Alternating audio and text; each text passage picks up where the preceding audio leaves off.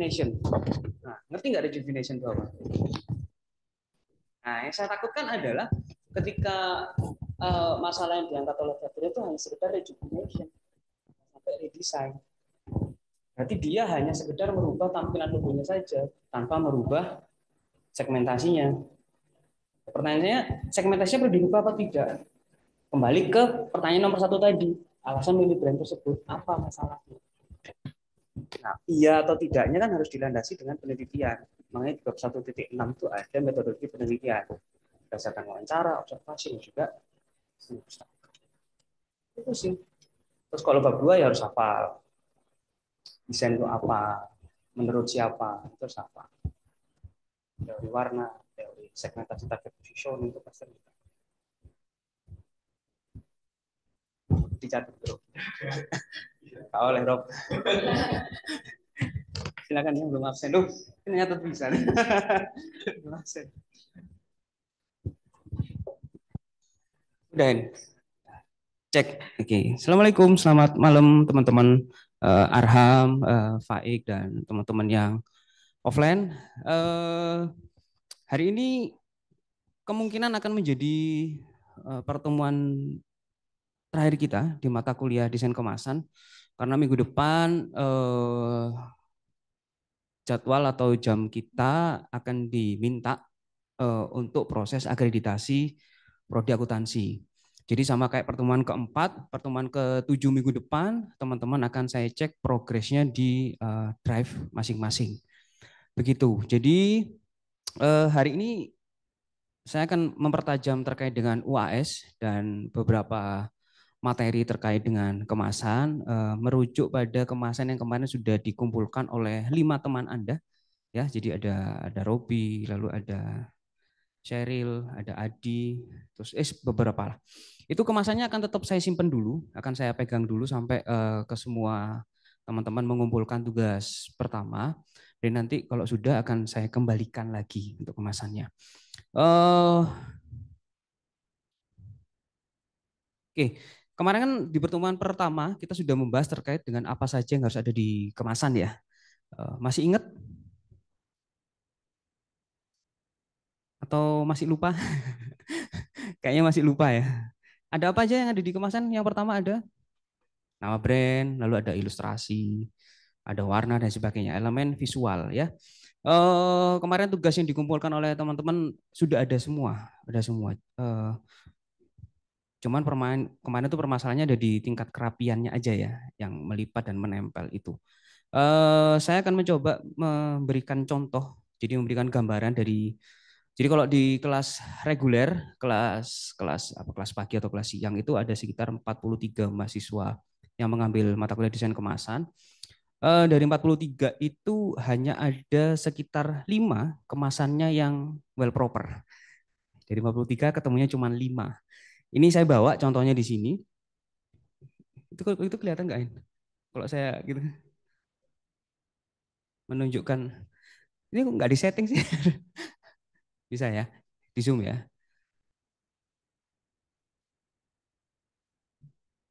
Oke, ya gitu. Ya, jadi di sini ada 5 karya kemasan dari teman-teman kalian di kelas reguler. Ada yang benar-benar bagus secara eh, visual, ada yang bagus secara kerapian dan sebagainya. Ini saya contohkan aja, ini yang kemasan permen Big Bubble. Tuh, kita nggak tuh yang di online? Tuh, kemasan Big Bubble. Kelihatan sederhana sekali, sederhana. Yang diguyon kemasannya. Ya, kemasannya kelihatan sederhana sekali, tetapi yang menjadi menarik adalah tingkat kerapian dan juga elemen warna yang digunakan itu sesuai dengan target audiens. Begitu juga dengan visualnya. Karena biasanya kalau teman-teman produk branding, kalau sudah bikin ilustrasi dalam bentuk vektor, kalau buahnya ini kan malas nih bikin detailnya, ngambil bitmap. Biasanya seperti itu dicampur. Sehingga gaya desainnya akan berbeda. Tapi ini kebetulan ya lumayan rajin sehingga membuat kemasannya cukup rapi. Dan dia menggunakan kertas ivory. Lalu ada juga kemasan masker. Masker. kemasan masker. Ini edisi batik ya, kemasan batik. Tuh, masker. Lalu ada lagi ya ini yang menggunakan kekuatan foto elemen.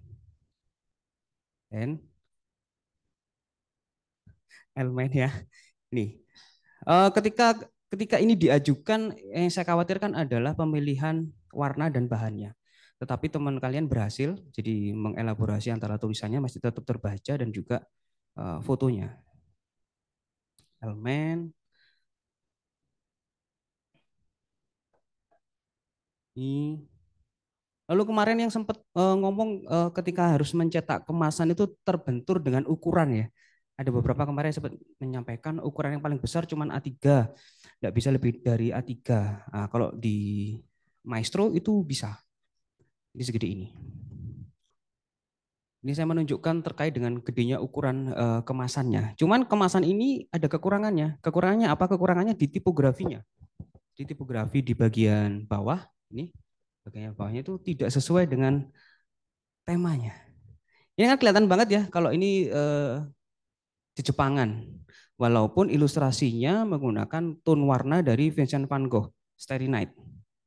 Ya, memadukan antara barat dan timur.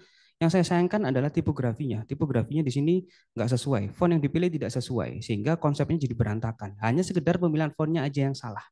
Dan juga ketika membuat ini, dia tidak mempertimbangkan ukuran kemasan selongsongnya. Jadi ini kalau gini kelihatan rapi ya, tapi begitu dia dibuka,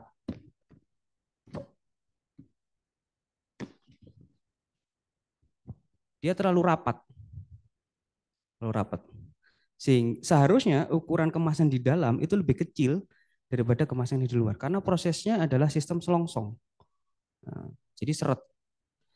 Dia ngakalinnya ininya ditutup, dipaten. Harusnya kan nggak boleh dibuka dari kanan kiri bisa. Seharusnya dari kanan kiri, dari kanan dan kiri bisa dibuka. Tetapi karena dia tahu kesalahannya adalah selongsongnya ini terlalu ngepres, sehingga bagian kirinya dia dipaten. Seharusnya bisa dibuka dari kedua sisi. Tuh. Ini untuk kemasan apa? Kemasan gedenya, lalu untuk kemasan keduanya seperti ini. Gitu. Kekurangan ini adalah tidak rapi. Ya, tidak rapi.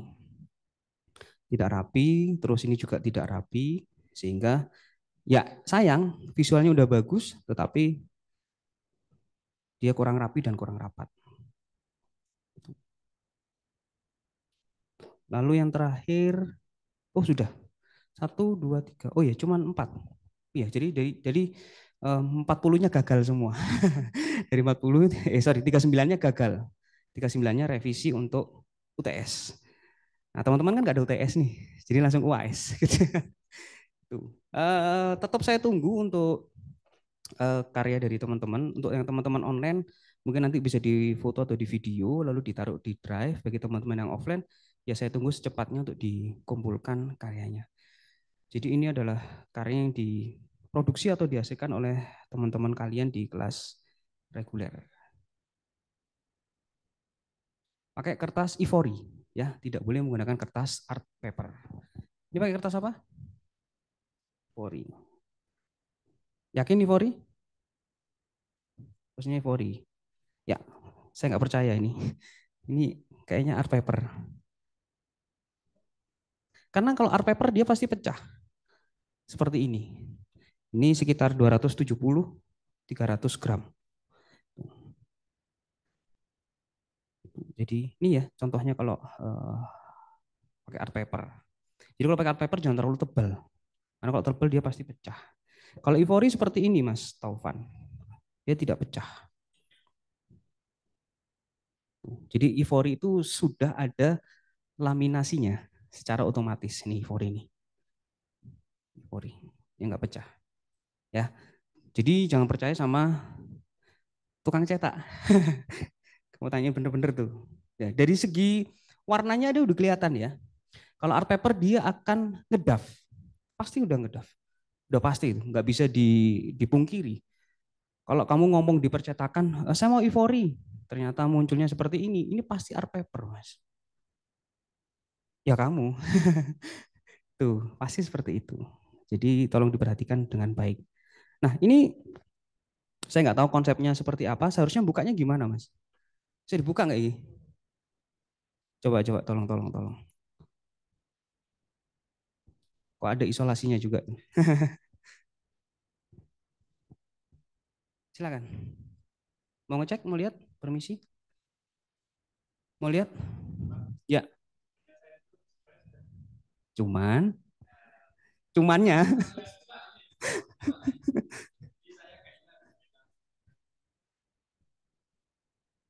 boleh, boleh, silakan teman-teman. Mau lihat? Teman-teman yang online mau lihat? Ya apa caranya? Gimana Yunus? Mika? Ya. Mm-mm.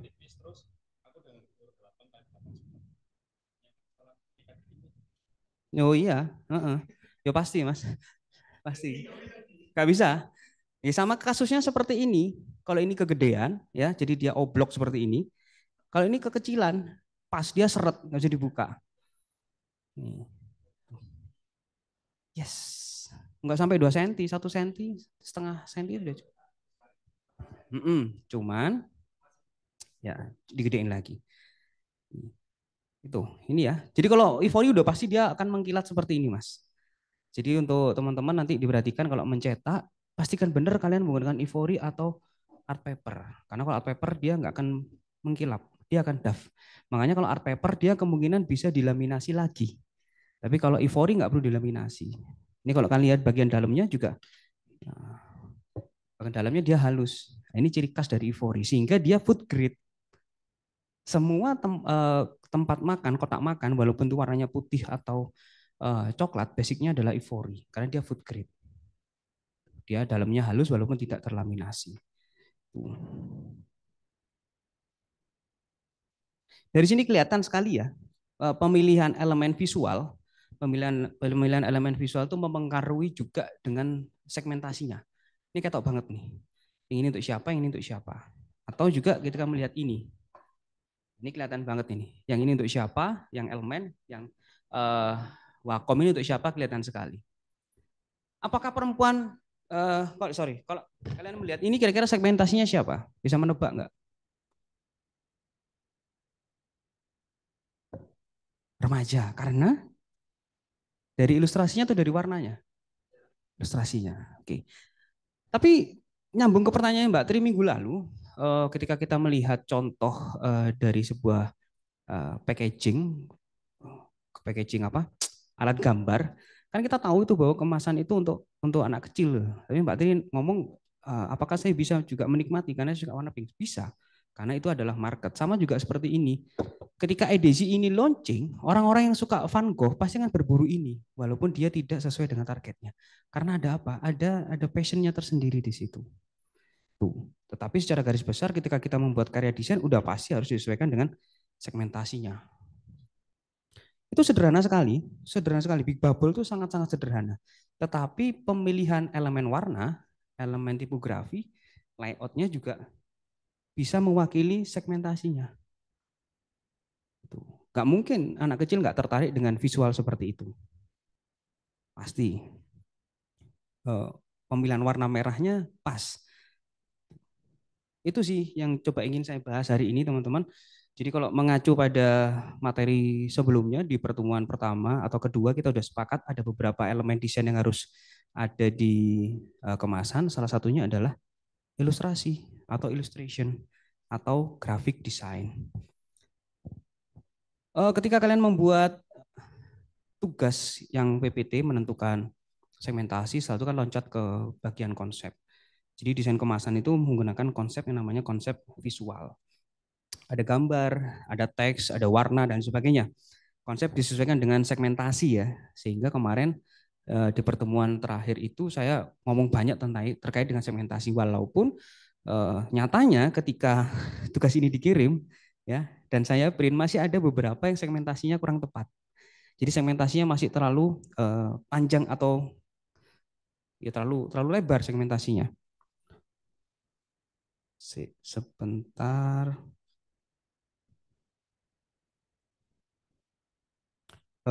Robby ini terlalu panjang ya, Monsera ya. 22 sampai 40 nih ya. Tuh. Apakah ibu-ibu usia 40 tahun juga membutuhkan produk Monsera, Mas? Atau dia lebih punya banyak waktu untuk di rumah ngulek sambal dewi?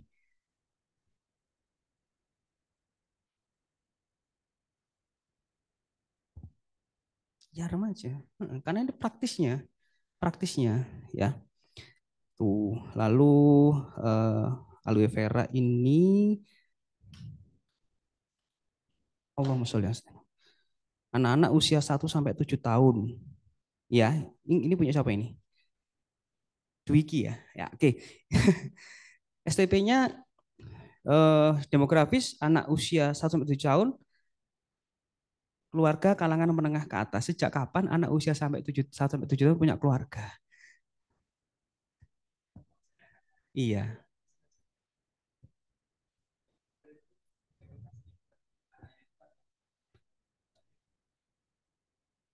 Yang menentukan pembeliannya kan orang tuanya. Sehingga yang disasar adalah orang tuanya. Sama seperti susu formula. Berkali-kali saya cerita di mata kuliah DKV awal ya. Kalau kita menentukan segmentasi, contohnya adalah susu formula yang dimana target audiens belum bisa menentukan kepilihannya sendiri, Mas. Beda dengan ini udah pasti bisa menentukan pilihannya. Elemen, apalagi susu kompetitornya elemen.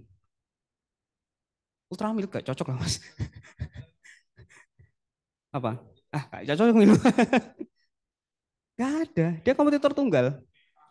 Apa? Alas. Ais, ais, ais, ais, ais.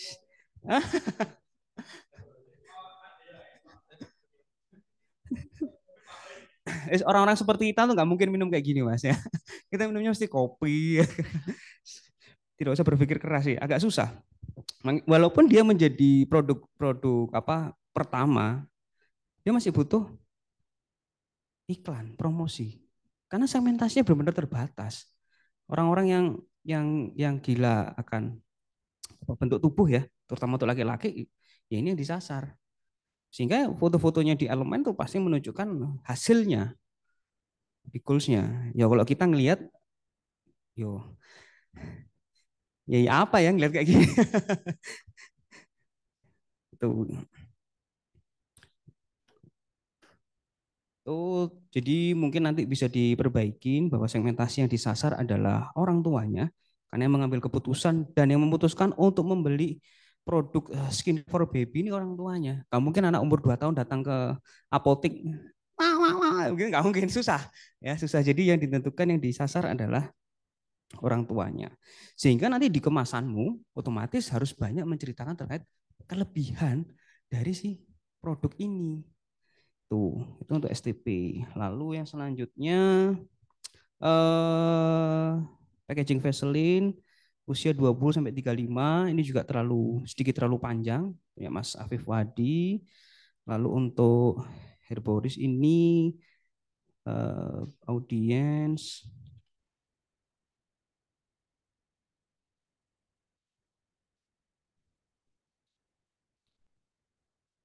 segmentasinya sebentar.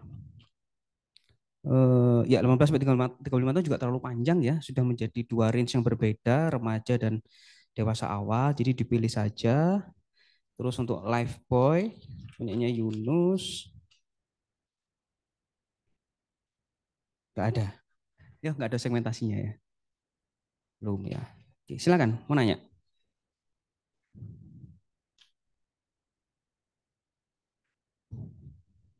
Geografis. Mm-mm.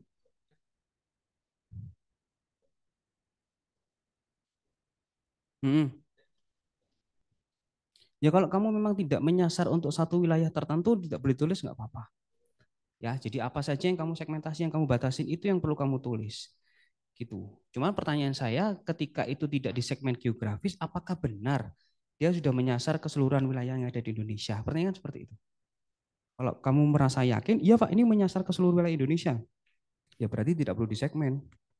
Atau disegmen secara luas aja Indonesia, gitu aja, nggak apa-apa. Gitu. Kita lihat aja nanti pangsa pasarnya seperti apa. Berarti kalau kamu ngomongin tidak di segmen secara geografis, berarti Indonesia ya. Pertanyaan saya, apakah suku Fak-Fak di pedalaman Papua itu bisa mengakses ini, Mas? Suku, sorry.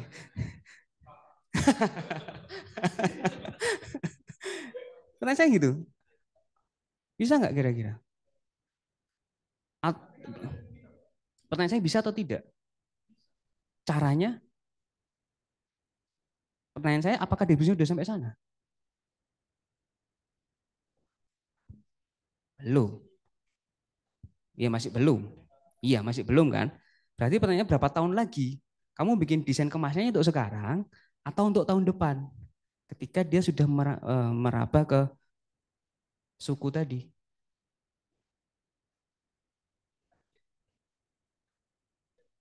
Hmm, hmm, hmm. Oke, berarti gaya thank you, sorry Hen, aku lali. Berarti gaya desainnya menyesuaikan. Kamu bikin ini untuk Indonesia atau luar negeri? Indonesia. Indonesia. Ya. Indonesia yang sebelah mana? Apakah di perkotaan? Kan masih bisa subsegmen lagi, Mas. Apakah masuk ke urban, pedesaan, atau kayak gimana? Eh, Kalau untuk kayak gitu lebih ke arah mungkin agak perkotaan ya karena eh, apa ya? Saya lihat targetnya kan buat remaja awal. Hmm, Terus juga apa? Karena itu produk yang apa ya kayak lebih ke arah alami gitu loh, Pak. Jadi hmm. emang saya saya saya teliti emang arahnya ke arah sana gitu. Jadi Cuman kalau sudah ada kata kunci dia produk alami, yang ya. kamu sasar adalah segmentasi behavior sama psikografisnya. Oh, Berfokus di situ saja. Orang-orang yang mau menggunakan produk dengan isu 3R tadi. Jadi fokusnya di situ. Kalau geografisnya ya mungkin di wilayah perkotaan sih udah cukup. Walaupun mungkin ya, mungkin 2 atau 3 tahun lagi dia bisa merambah ke daerah-daerah pedesaan atau daerah-daerah pedalaman yang ada beberapa produk yang memang dia menggunakan konsep 3R ya. Dia menggunakan bahan alami yang memang tumbuh di beberapa daerah saja. Itu ada seperti itu konsepnya. Jadi kayak misalnya oh, Herbalife Jewet apa ini sabun ya? Sampo. sabun sama apa body scrub Ya, saya Lulur. nggak pernah kepikiran orang pakai sabun dan sampo Jewet, Mas. Ya opo rasanya? Iya, cuman kalau digabungkan dengan brandnya kan kayak nggak mungkin gitu. Ya, contohnya kita ngomongin eh anggrek hitam Kalimantan, ya, anggrek hitam Kalimantan menggunakan essence atau aroma itu. Akhirnya kan segmentasi geografisnya kena gitu. Nah ini sudah sampai ke sana belum konsep dari produknya? Kalau belum, ya berarti ya kamu tentukan aja perkotaan besar di Indonesia selesai. Yang kamu garap atau yang kamu kejar lebih adalah di psikografis dan behaviorsnya. Supaya nanti gaya desainnya juga khusus spesifikasi ke sana. Oh, berarti lebih ke arah tetap ada unsur alaminya, tapi kalau misalkan emang buat perkotaan mungkin lebih modern atau lebih Gaya elegan gitu. desainnya kan juga modern. Informasi yang disampaikan juga lebih banyak daripada untuk pedesaan misalnya itu. Kita melihat susu SKM ya, sorry, bukan susu, SKM ya, kental manis ya. Kan sekarang sudah direvisi bukan menjadi produk susu lagi ya, sudah menjadi produk kental manis. Cap enak, cap enak dengan Denko, kalian baca ingredientsnya berbeda. Kenapa? Karena cap enak segmentasinya untuk pedesaan, untuk orang-orang urban. Tapi kalau Denko dan sebagainya untuk perkotaan, sehingga di cap enak itu sedikit banget informasinya. Cuma ada gambarnya Giovanni waktu dia masih kecil ya, dan ada tulisnya gede enak gitu. Ya orang desa akan terprovokasi untuk melihat itu. Tapi kalau orang perkotaan nggak peduli, dia mau ada siapa yang dilihat, dilihat unsur apa yang ada di situ. Itu sudah membedakan loh mas, dari segi informasi yang disampaikan. Nggak mungkin orang-orang pedesaan akan beli ini mas, membaca informasi nilai gizi dan sebagainya, ngeluh deh mas. Ngapain sama nilai gizi beli elemen? Apa sih elemen itu 80, 100, 70-an. Orang desa punya 70.000 nggak mungkin beli susu elemen mas. Sehingga susu kambing meres mas, ngapain dia beli mas? Di pedesaan pasti ada. Tahu, ini mendang mending dia. 70.000 mendingan dibeliin jahe keraton. Saya kan macul juga sama dempalnya. Ya, oh doain. Nah, itu sebegitu pentingnya segmen untuk menentukan elemen desainnya. Yang pertama ilustrasi atau grafik desain. Oke, nanti sambil saya bahas lagi ya terkait dengan kemasan yang kalian pilih. Mungkin teman-teman yang di online ada yang mau ditanyakan?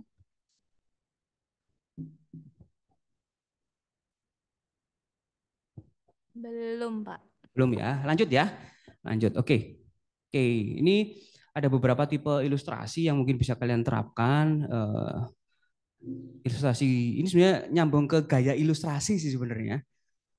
Ini boleh dicatat, mau dilihat juga nggak apa-apa. Seperti biasa nanti atau besok akan saya kirim di Drive supaya bisa diakses bersama. Jadi bahan pembelajaran kalian. Ilustrasi yang paling umum adalah ilustrasi gaya realis atau realistik ya, yang menunjukkan secara sebenarnya gaya ilustrasi itu kayak gimana. Bisa juga dalam bentuk sketsa, vektor, atau dalam bentuk foto. Kayak yang di sebelah sana iklan kopi ini nggak bisa tembus ya ini ya. Yang di sebelah sana yang kopi, eh, dia menggunakan gabungan antara vektor, ya vektor dan juga bitmap. Ini menggunakan gabungan antara bitmap, foto yang dipenggal menjadi bentuk vektor. Kalau ini ya foto, ininya vektor. Itu gabungan, itu realistik. Jadi real. Satu banding satu, tidak diperbolakan, tidak dibuat kartun dan sebagainya. Itu realistik. Gini ya, ini realistik, ini menggunakan foto. Sangat jarang sekali sebuah kemasan, teman-teman ya. Bahkan saya pun kalau dapat proyek kemasan, kalau harganya harga persahabatan, PMKM gitu ya, jaluk tulung, angel ya, dengan bayaran 2M, makasih mas ya. Saya tidak akan menggunakan foto yang proper untuk kemasannya. Enggak. Saya mencoba untuk menghargai diri saya sendiri.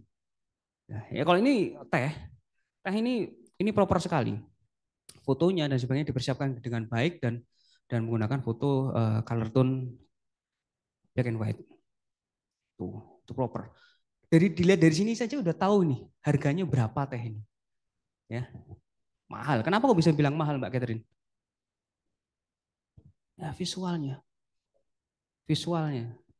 Visualnya udah kelihatan bahwa dia mahal. Terlebih lagi dengan pemilihan material kemasannya. Tuh. Lalu ada ini dilebih-lebihkan ya, exaggeration. Jadi ya kartun, hiperbola, gaya-gayanya adalah gaya yang dilebih-lebihkan. Kan kita tidak pernah melihat ilustrasi seperti yang ada di gambar seperti itu nggak ada. Tuh. Ini juga termasuk dilebih-lebihkan dari segi tipografinya. Dulu yang ikut tipografi di Asia ada nggak yang ngambil mata kuliah tipografi di sini? Atau udah dikonversi semua? Yunus ya? Ngambil tipografi semua ya? Robi? Transfer? Konversi? Konversi ya? Hendy dikonversi juga ya? Masih ingat ya tipografi ya?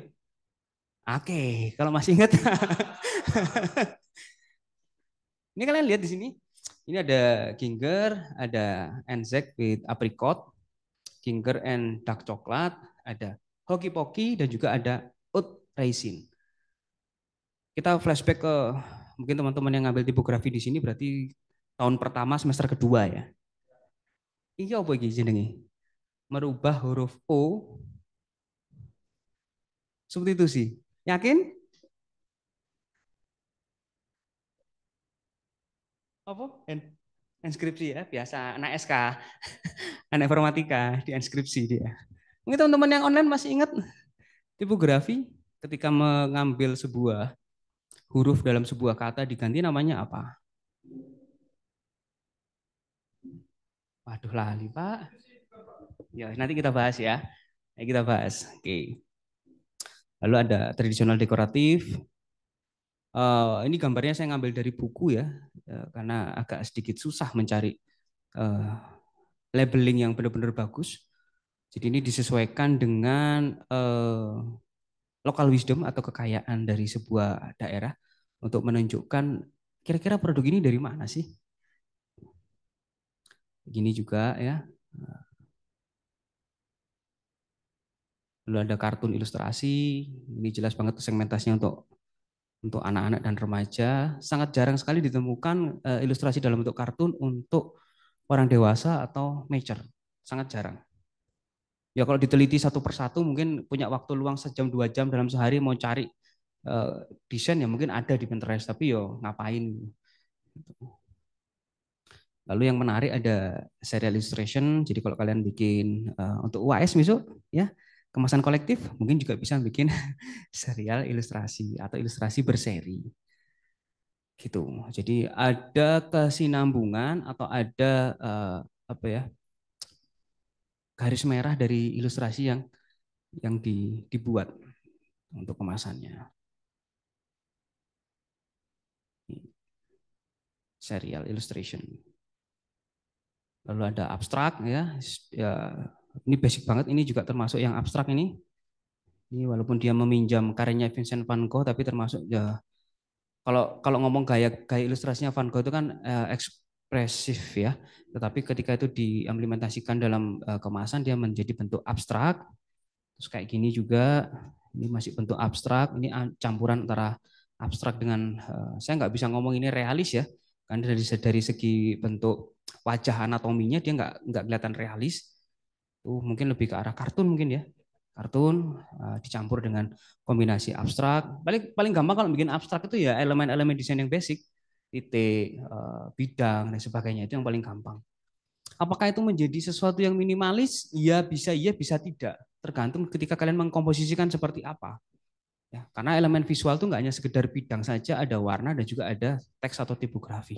Ketika bisa mengkombinasikan ya dengan baik dengan landasan yang bernama layout, ya maka menjadi sesuatu yang baik dan menarik juga. Ini walaupun full penuh seperti ini, tapi bisa enak dilihat komposisinya karena ada apa? Keselarasan warnanya, ya analogus. Ingat ya di rumah Nabi ya. Analogus, warna analogus, warna yang berdekatan atau bersinggungan. Tuh, sehingga dia masih masuk dalam segi komposisinya. Kita ngomongin tipografi sekarang. Jadi yang pertama tadi adalah ilustrasi. Ilustrasi dibagi dua, ada yang berbasis vektor, ada yang berbasis bitmap. Lalu kita ngomongin yang namanya tipografi. Jadi yang pertama ada identity text atau tadi sudah sempat disebutkan di awal, ada brandnya, lalu juga ada jenis produknya apa supaya kita bisa tahu informasi yang jelas di dalam kemasan. Karena seperti yang diceritakan oleh Catherine tadi, antara promosi dan informasi itu duluan mana sih sebenarnya? Itu kan debatable ya. Bisa jadi informasi dulu, bisa jadi promosi dulu. Sama seperti telur dan ayam.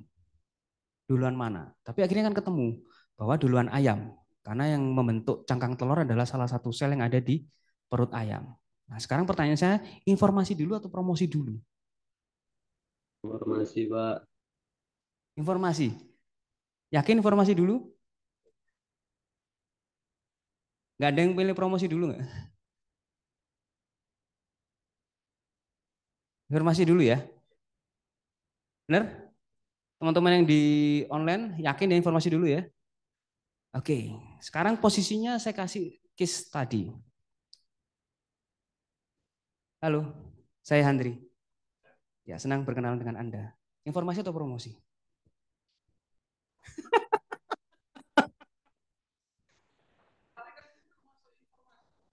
Informasi. Kita udah kenal nih ya. Promosi udah kenal ya. Oh, Andri Robi kita terus datang lagi. Rob, ya apa kabarmu? Arek endi awakmu? Oh, aku arek Malang. Oh, kelahiran di Malang asli ya? Oh, asli Malang. Apa kuliah di Asia? Menggali informasi atau menggali promosi? Informasi dulu atau promosi dulu? Ketika loh tunggu Europe. Ketika produk ini ya ditaruh di etalase, kalian tidak ada maksud untuk membeli elemen, tidak ada maksud untuk membeli, nggak usah ngomongin elemen lah, elemen kan segmented banget ya. Sik lah kurang mari aku. Sabar, innallaha matu sobirin mas, sabar ya. Ya Allah, ketika ini saya taruh di etalase ya, Anda tidak bermaksud untuk membeli sebuah masker, tetapi ketika melihat ini tertarik, karena akan menjadikan ini sesuatu yang Anda beli. Ini berfungsi sebagai promosi atau informasi dulu. Kamu ambil, ya. Kalau saya jawab, enggak saya maafkan itu gimana ya rasanya? Ini saya ambil ya, lalu saya mencoba untuk mencari informasinya, Mas. Oh, maskernya K6, KN95 toh. Tak pikir KN93. Enggak jadi saya tarik.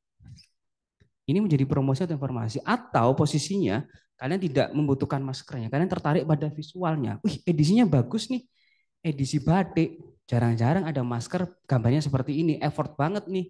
Walaupun dibeli tidak dipakai. Kebiasaan manusia seperti itu. Membeli barang dikumpulkan tidak dipakai. Diambil nih. Bodo amat mau KN95, mau KN berapapun nggak peduli saya, yang penting lucu saya beli. Tas. Ya, mata. Wah, karena Bu Elva senang Van Gogh ya. Ini kalau ada beneran berantakan rumah tangga saya ini ya. Bisa habis cuma beli Wacom ini ya. Walaupun nggak dipakai. Tapi ketika ngomongin Van Gogh, wis apapun dibeli. Hal-hal yang nggak masuk akal kayak sandal. Ngapain beli sandal Van Gogh? Ya seneng aja. Dipakai nggak? Enggak. Buat apa? Beli sandal nggak dipakai. Beli handuk Van Gogh buat apa? Ya suka aja. Loh, ya apa kok ngono? Diambil, nggak dibaca ini informasinya, nggak dibaca informasinya, Mas. Ini spesifikasinya apa? Cocok buat Windows atau cocok buat Apple? Cocok buat apa Samsung atau apa nggak tahu, Mas. Promosi dulu atau informasi dulu? Ya, kejawab pertanyaan dari Pak Yogi tadi. Ya, sama-sama. Bayar ya.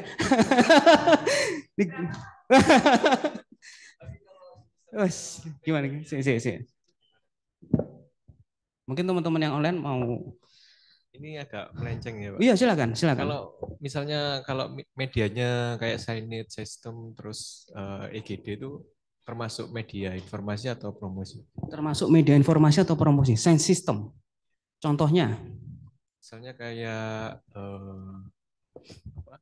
kayak perumahan gitu di depannya ada signage landmarknya kayak gitu, Pak. Itu termasuk tulisan gede Citraland. Iya, Citraland kayak gitu. Itu Hmm. termasuk informasi atau media promosi? Oke. Otak kita itu memiliki sensor yang tidak bisa kita hitung seberapa cepat untuk menginterpretasi sebuah simbol. Kita ngomongin sign it berarti kita ngomongin namanya simbol. Ini kejadian beneran ya, kejadian beneran. Hari Sabtu minggu lalu ada sebuah toko sepatu namanya Sneakersku. Saya tidak pernah datang ke store-nya sama sekali, Mas. Nggak pernah datang saya. Saya ketika melihat Sneakersku ya hanya di media online saja. Tokped, Shopee, ataupun di websitenya langsung. Dia membuka sebuah store di daerah Pakuwon, di Mall Pakuwon. Ya tahu sendiri Pakuwon kan gede banget ya. Lantai LG 4 nomor 1 wis gak ngerti wis iki lantai LG di Pakuwon sing iki mlebu Pakuwon apa mlebu PTC. Karena jadi satu, SSC, PTC, Pakuwon jadi satu, Saret. Wis, nyari di websitenya ya cuma ada Pakuwonnya. Orang sekarang kan udah ada pin lokasinya. Itu di pin nggak bisa karena masih baru buka. Oke, karena saya orang visual, Mas. Ya, saya selalu menandai tanda yang berhubungan dengan visual. Saya jalan di Pakuwon, ujung mata ini itu melihat sebuah logo, Mas. Logo. Saya lihat, di situ Sneakersku. Lu tahu dari mana? Ya saya pernah menandai sebagai awareness untuk logonya Sneakersku. Ya beneran dia Sneakersku. Itu media promosi atau informasi? Informasi dong. Karena posisinya saya sudah tahu, saya sudah aware. Saya sudah aware tuh dengan yang namanya Sneakersku, sehingga saya bisa menandai. Informasi. Dan saya sudah kenal Robi, mas saya mau kenalan lagi, ngapain mas? Promosi, informasi. Nah untuk mencapai itu kan ada yang namanya awareness, apalagi setelah awareness. Lupa ya, kita aware dulu, setelah itu muncul namanya brand image di kepala kita. Udah terimage, saya sudah aware, saya sudah image. Nah, ketika kamu melihat logonya Asia di depan, apakah kamu butuh dipromosikan tentang Asia? Atau butuh informasinya lebih lanjut? Informasinya, makanya tingkatannya itu tergantung dari interpretasi kita. Mau dia jadi informasi atau promosi tergantung interpretasinya. Nah, kalau misalnya dia produk baru, ya udah otomatis dia dipromosiin dong. Ngapain dia diinformasikan? Kalau produknya sudah lama, ya bisa jadi dipromosikan dalam bentuk mengingatkan atau diinformasikan. Dengan cara apa ya? Mungkin ada produk baru dan sebagainya. Tapi medianya tetap menjadi media promosi karena dia yang dipilih. Makanya informasi dan promosi itu tergantung dari interpretasi. Dan interpretasi itu setiap orang beda-beda. Gimana caranya menghitung interpretasi? Tidak bisa.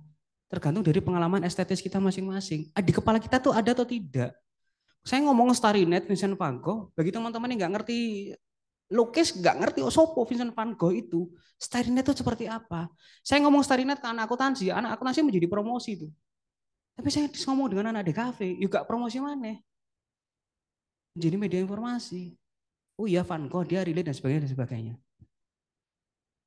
Nah makanya tadi saya ngomong di Catherine di awal, argumentasimu harus diperkuat. Ojo, oh iya Pak ini promosi. Oh bukan Pak informasi. Nanti ujian tugas akhir berubah lagi. Ya berantakan kamu. Namanya ujian harus berargumentasi. Itu ya. Oke sama-sama. Yang lainnya mungkin ada yang mau ditanyakan atau kita lanjut dulu? Lanjut ya. Oke. Identity text ya, ada brand, mungkin juga ada macam-macam lah identity text itu. Lalu ada introduktif ya, kayak semacam model-model keterangan tambahan kayak ini ya, informasi nilai gizi, lalu mengapa elemen lost weight dan sebagainya itu termasuk introduktif. Yang memberikan apa? Rasa percaya atau meyakinkan atau menjadi landasan calon target audiens atau calon konsumen itu akhirnya untuk memilih itu. Itu harus ada. Lalu ada advertising text itu ya kayak ajakan gitu ya, yang promosikan Mas as good as ever itu termasuk advertising. Ini ya masuk bagian dari advertising. Oke, kita flashback ke tipografi sebentar ya. Karena kemarin beberapa karya yang sudah dikumpulkan itu saya rasa tipografinya ada beberapa yang kurang dan tidak dieksplor, terutama dalam pemilihan jenis font. Ya kita ngomongin jenis font itu ada jutaan ya. Tapi kan dia berdasar pada 5 keluarga huruf. Ada serif, sans serif, ada dekoratif, ada apa yang ya, namanya saya lupa. Script, dan yang terakhir ada vernacular tipografi. Yang paling banyak digunakan adalah vernacular tipografi. Jadi membuat font sesuai dengan kebutuhan. Yang paling banyak. Kita ngomongin tipografi ya. Yang menjadi poin utama dalam sebuah kemasan adalah yang disebut dengan prinsip keterbacaan huruf. Jadi kalian ini harus terus memperhatikan. Sebanyak apapun informasinya bisa kalian sortir karena kemasan itu ukurannya terbatas. Elemen visual yang ada di kemasan itu tidak hanya tulisan tok, tidak hanya tipografi tok, tapi ada warna, ada grafis dan sebagainya. Dan yang menjadi poin utama dari visual adalah sialnya adalah grafis. Ya, itu sialnya seperti itu. Jadi foto, ilustrasi itu menjadi kekuatan utama karena itu menjadi eye catching sebuah media desain, terutama di kemasan. Kalau tipografi ya mungkin kalau logonya bagus ya, kalau sudah menjadi brand image kayak Adidas sama Nike atau Apple sekalipun dia nggak butuh yang namanya visual atau grafis yang macam-macam. Dengan adanya tipografi, brandnya atau logo type atau logogramnya tok itu udah cukup meyakinkan orang karena image-nya udah kuat banget. Walaupun itu bukan untuk target audiensnya. Kita ngomongin Apple, siapa yang nggak pengen punya itu loh. Walaupun punya pun juga belum tentu bisa ngoperasiin. Ya, karena kita tidak familiar dan sebagainya. Kita ngomongin prinsip keterbacaan huruf, jadi sedikit flashback itu ada legibility, ada readability, lalu ada visibility, dan yang terakhir ada yang namanya clarity. Ya penting nggak penting sih sebenarnya, cuman ya saya kepingin apa ya membangkitkan memori kalian terkait dengan tipografi supaya tidak lupa. Mungkin nanti di semester depan karena beberapa sudah dikonversi, beberapa sudah melampaui mata kuliah tipografi, semester depan tidak ketemu tipografi, tapi tipografi ini salah satu elemen yang ya penting dalam sebuah visual ya. Yang pertama kita ngomongin legibility. Legibility itu kualitas huruf dalam tingkat kemudahannya untuk dikenali dan untuk dibaca. Itu penting banget tuh ketika kalian menyusun sebuah kemasan. Ya, jadi tingkat kualitas huruf dalam kemudahannya untuk dikenali atau dibaca. Huruf A dikenali dengan A, huruf L kecil dengan I besar itu harus bisa dibedakan. Itu disebut dengan legibility. Ini tingkat dasar dari sebuah prinsip keterbacaan huruf. Legibility itu dipengaruhi oleh tebal tipisnya stroke, oleh besarnya X height itu badan huruf, proporsi askender dan diskender. Askender itu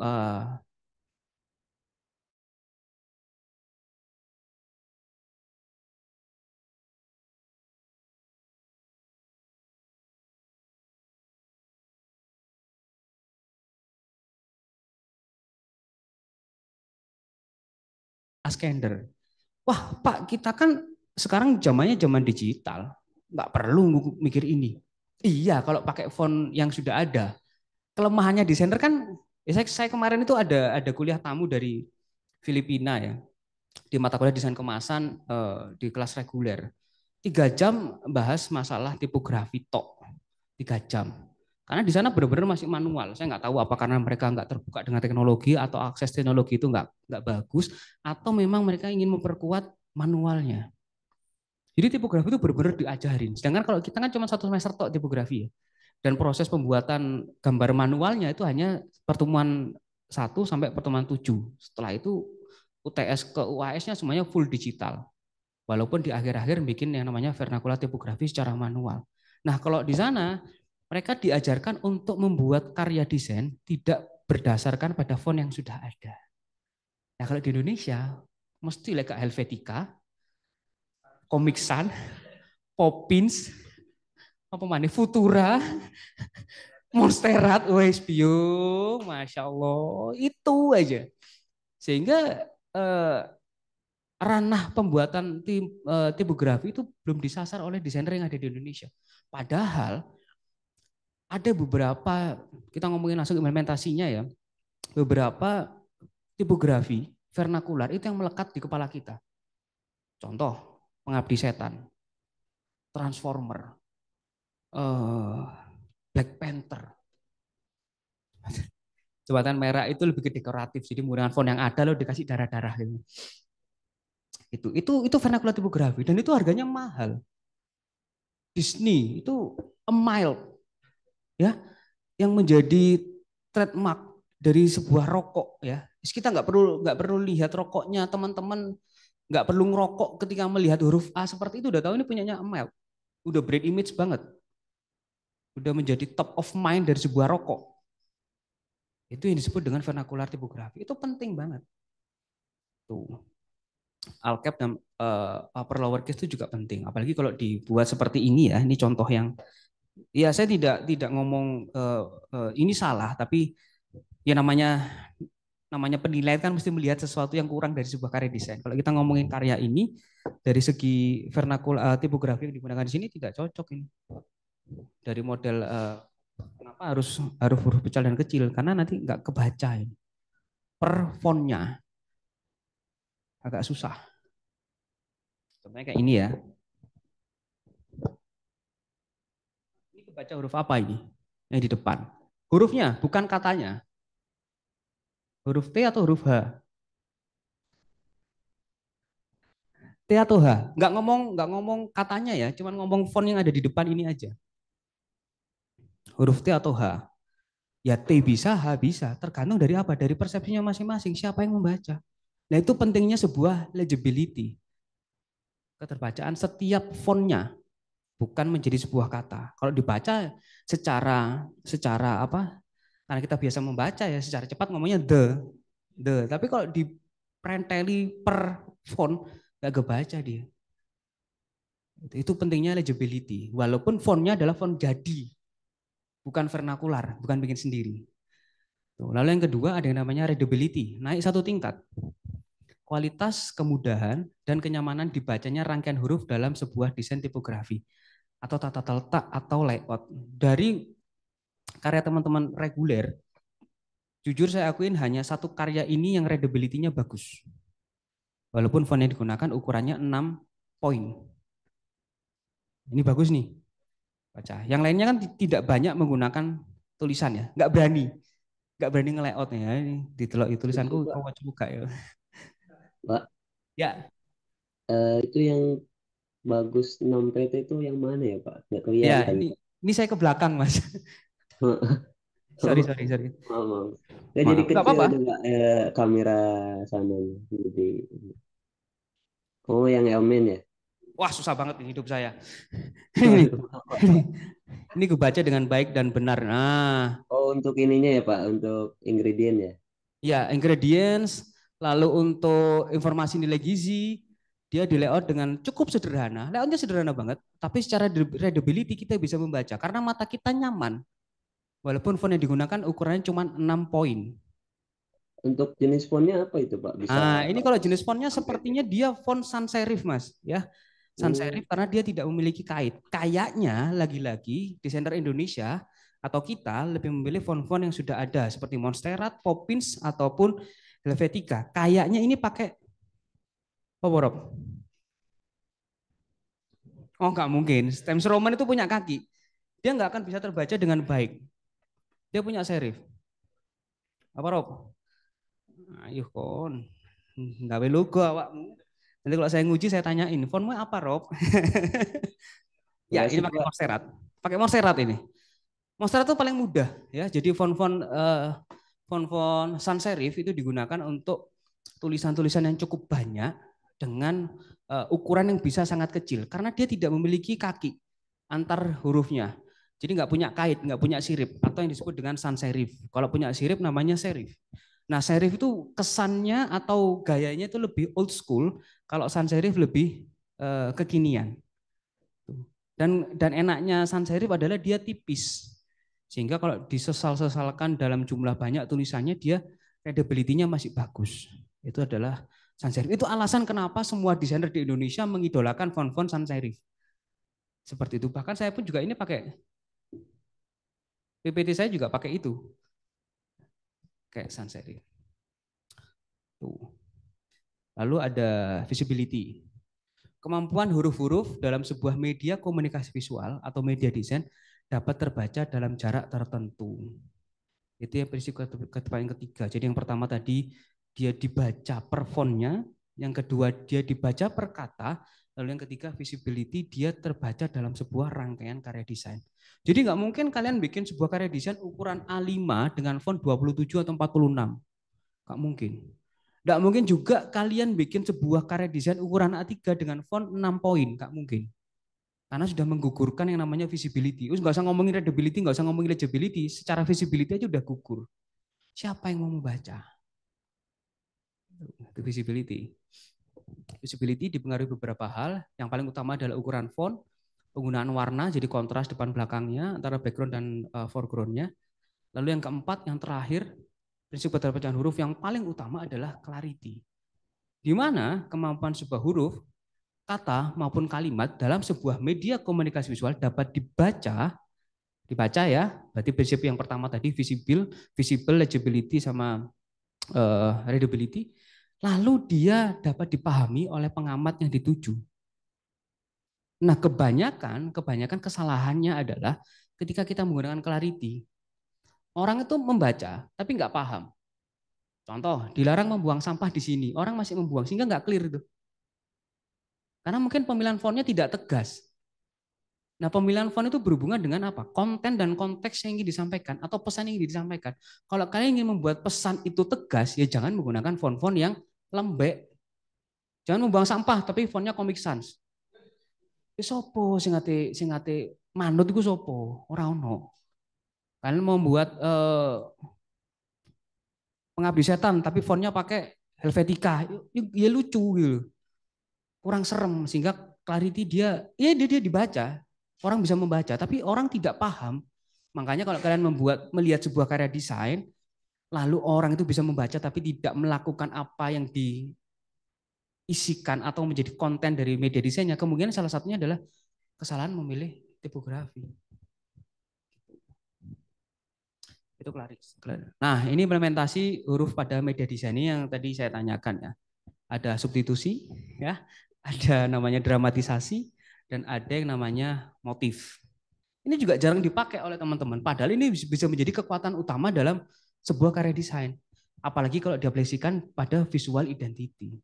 Banyak banget visual identity itu yang menggunakan seperti ini. Banyak banget. Yang pertama ini ya. Apa namanya tadi? Substitusi. Jadi mengambil salah satu huruf pada sebuah kata lalu diganti dengan ilustrasi. Substitusi. Ini bisa dipakai nih kekuatan dari tipografi.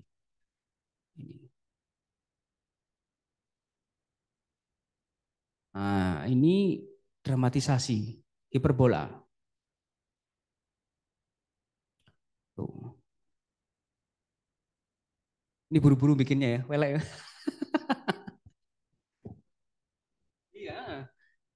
Buru-buru ngapain sih yang lama dimasukkan lagi ya. Nih. Ini adalah motif, jadi memberi. Bisa dipakai ini. Terutama bagi teman-teman nanti yang kepingin membuat visual identity ini bisa digawe. Jadi begitu kuatnya tipografi. Tapi kita tidak pernah percaya dengan tipografi. Padahal ada beberapa merek itu hanya menggunakan logo tab aja. Untuk apa? Menjadikan brand image sebuah brand. Nike bisa berdiri sendiri tanpa adanya spos. Adidas bisa berdiri sendiri tanpa adanya strip barnya. Bisa. Bisa ya. Oke. Ini harus penting nih. Supaya tidak typo ya.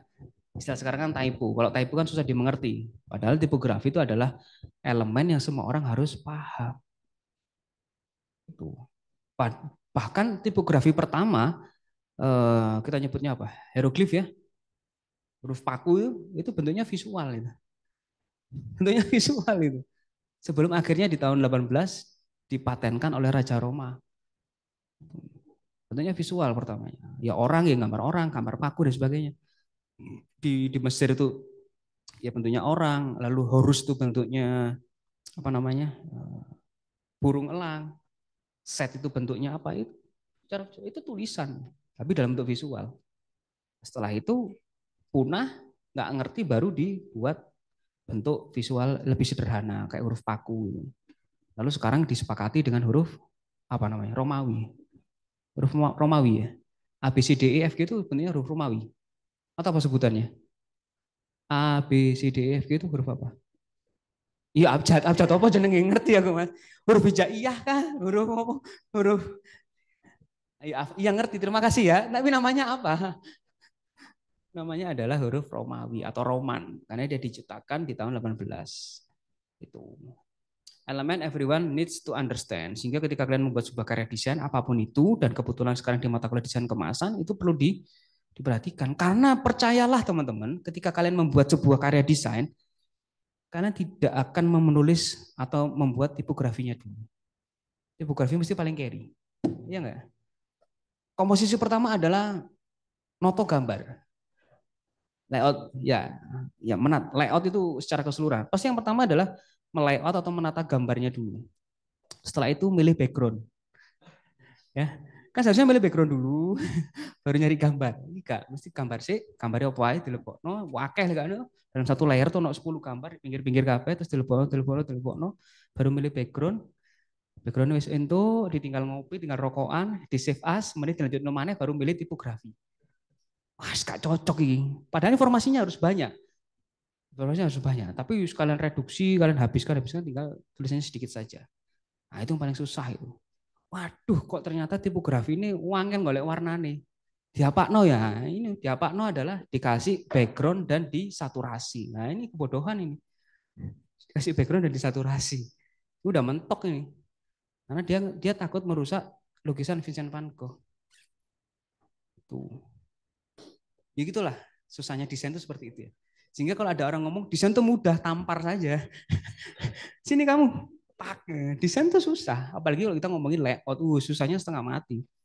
Itu paling menjemukan layout. Jadi pertama ketika milih tipografi itu disesuaikan dengan produk, tema atau objeknya. Nah, contoh kayak gini ya. toko digital, toko peralatan benrok, toko mainan anak, toko roti bakery, itu sudah apa? Sudah melekat secara simbolis ya seperti itu. Nggak mungkin kalian menulis toko benrok tapi menggunakan font toko roti bakery. Nggak enak rasanya. Nggak enak. Itu secara semiotika nggak enak, secara tanda nggak enak. Kalian membuat toko peralatan benrok tapi menggunakan font toko mainan anak. Yo nggak enak bisa. Apakah itu salah? Yo enggak salah. Tapi nggak enak rasanya. Sama kayak kalian pakai sarung ke kampus, boleh nggak? Boleh. Sopo sing larang kon ge sarung? Mau gak mau kenanang kampus lu gak boleh gak izin. Nggak apa-apa. Tapi kan juga enak dilihat. Dan enak dilihat itu susah untuk diterjemahkan dalam bentuk saintifik itu susah. Tidak enak dilihat itu seperti apa? Karena parameter tidak enak dilihat itu kita ngomongin rasa ya, kita ngomongin estetika, setiap orang beda-beda. Estetika itu beda-beda. Ya, yang jelas nomor 2 ini yang paling penting, disesuaikan dengan segmen target positioning, disesuaikan dengan media desain, ini hubungannya dengan clarity tadi, gede fontnya, kecil fontnya, seberapa banyak font yang digunakan, disesuaikan dengan sifat, kalimat, atau pesan yang ingin disampaikan. Seperti yang saya sampaikan tadi, kalian ingin membuat kalimat ajakan, larangan, ya jangan menggunakan font-font yang tipis, jangan menggunakan font-font yang sans serif, karena nggak cocok, fontnya harus tegas. Begitu. Makanya banyak banget muncul font-font, jutaan font ya. Di Davon tuh kalian lihat tuh mungkin 10 juta lebih lah ya font yang ada di Davon. Belum lagi yang ada di Pinterest. Banyak banget lah font itu. Ya karena orang males. Males mikirin yang namanya STP, males mikirin media desain. Ais, tak nggak font dewi lah. Diupload, font dewi diupload.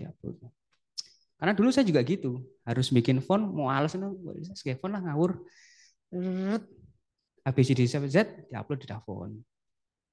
Yang gratis-gratis saja. Davon. Kalau di download dapat $0,1. Kan enak lah. Bikin font ortoretan, di-scan, di digital pakai Corel, diupload gitu. Tapi kan tidak pernah berpikir nomor 2 dan nomor 3. Padahal itu penting. Ya, itu membedakan kita dengan desainer lain yang mungkin besar dari pengalaman. Tidak besar dari pendidikan.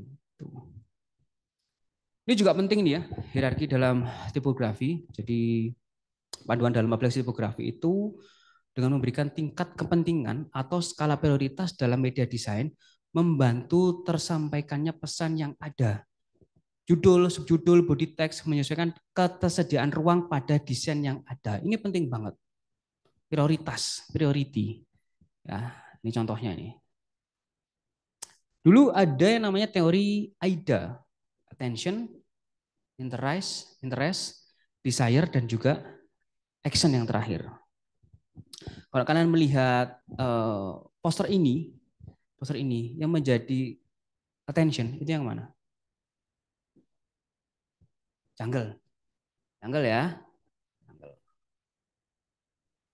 Nah itu prioritasnya dalam hierarki tipografi.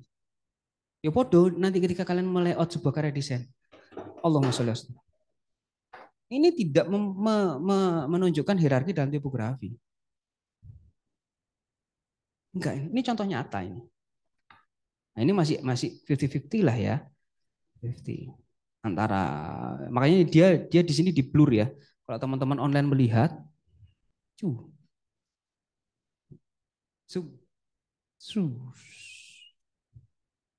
karek cilik aku. Terus bengi soalnya ya. Kalian lihat ini gambar 3 orang bertubuh kekar ini bagian bawahnya dia di blur nih. Supaya apa? Memberikan hierarki tipografi pada brand atau mereknya yang ada atau logotype yang ada. Tuh. Kalau yang ini, yang Wacom segede gaban ini, dia hierarki tipografinya nggak ada. Sehingga orang melihatnya ya visualnya tok. Kalau orang nggak notice atau nggak selera dengan visualnya, dia nggak tahu ini ada produk Wacom. Seharusnya produk Wacomnya harus gede nih. Wacomnya harus gede. Gitu. Wacom. Itu hierarki tipografi. Ini panduan-panduannya ya. Jadi kalau kalian membuat sebuah karya desain itu usahakan dalam media desain tipografinya nggak usah lebih dari 2 atau 3 font. Udah paling mentok gitu ya. Udah paling mentok gitu. Ya ini ada beberapa beberapa padu padan dari tipografi yang bisa kalian gunakan. Tuh. Tidak saya jelaskan satu-satu ya. Kalau saya jelaskan nanti bisa sampai jam 10 malam. Nanti kalian baca aja, pasti akan saya kirim di drive, nanti kalian baca. Yang jelas kalau bikin sebuah karya desain apapun itu, entah itu kemasan, entah itu poster, katalog, booklet, leaflet, apapun lah. Bahkan untuk logo pun ya, jangan pernah menggunakan font tuh lebih dari 2 atau 3. Kadang satu pun tuh udah bagus. Kalau kalian bisa mengatur besar kecilnya font. Mana yang menjadi headline, oh headline-nya dikasih 24, oh sub headline-nya dikasih 14, itu udah enak banget dilihat. Tipografi itu seperti itu. Jadi nggak usah terlalu banyak. Font ini bagus, ya bagus. Tapi kalau dipadu padankan nggak mungkin. Jaket itu bagus, sweater itu bagus, coach itu bagus. Tapi kalau dipakai bersamaan nggak mungkin. Ya, celana jeans, celana kain, celana apapun itu bagus dipakai bersamaan juga nggak enak. Ngapain gitu loh. Jadi salah satu aja yang penting nyaman dan yang penting kan nyamannya, dibacanya itu enak. Begitu. Ya, ini juga penting pemilihan background dan juga foreground. Ini sebenarnya sudah dibahas di mata kuliah Nirmana. Kalau kalian menggunakan background yang terang, ya pakai foreground yang sedikit gelap. Dan sebaliknya, supaya apa? Itu tadi readability sama clarity-nya jelas. Itu. Ya, tipografi itu nggak sulit sih. Cuman kan seorang desainer harus lebih sensitif aja melihat detail dan melihat apakah desain tipografi itu yang dibuat masuk akal, yang pertama. Yang kedua adalah enak dipandang, dan yang paling penting adalah tepat sasaran, karena itu dibaca. Beda kalau kita ngomong gini ya, ngomong ini kan enak. Namamu siapa? Robi. Pakai Y atau pakai I? Kan enak nih saya nanya. Oh pakai Y sama I, Robi. Tapi kalau ditulis kan saya susah bacanya. Y Robi, Robi. Nah, tipografi itu berdiri seperti itu. Nah, itu pentingnya tipografi. Wis, ada pertanyaan teman-teman?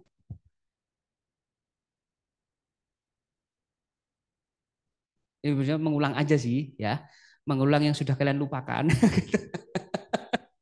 Saya, iya saya juga udah lama mas, udah lama. Tapi saya masih inget nih, gimana dong?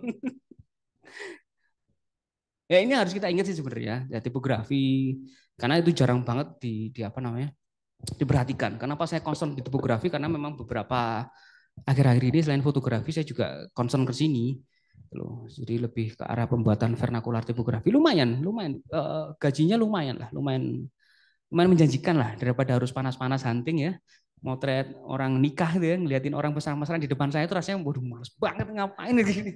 Prewed itu ngeliatin orang mesra-mesraan di depan, wah buset ya. Lebih baik bikin vernakular tipografi lumayan. Lumayan bisa dipakai untuk bulanan. Oke. Itu tipografi. Panjang banget ya. Lalu yang ketiga ada color design. Color design itu ya untuk menunjukkan lah, kalau misalnya meminjam bahasanya Pak Yogi, apa Mas? Brand identity. Ya, brand identity.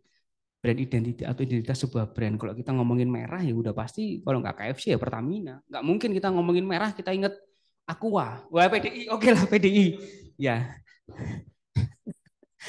PDI kita ngomongin warna merah lalu kita ingat Aqua kayaknya juga nggak mungkin. Kita ngomongin warna biru tiba-tiba ingat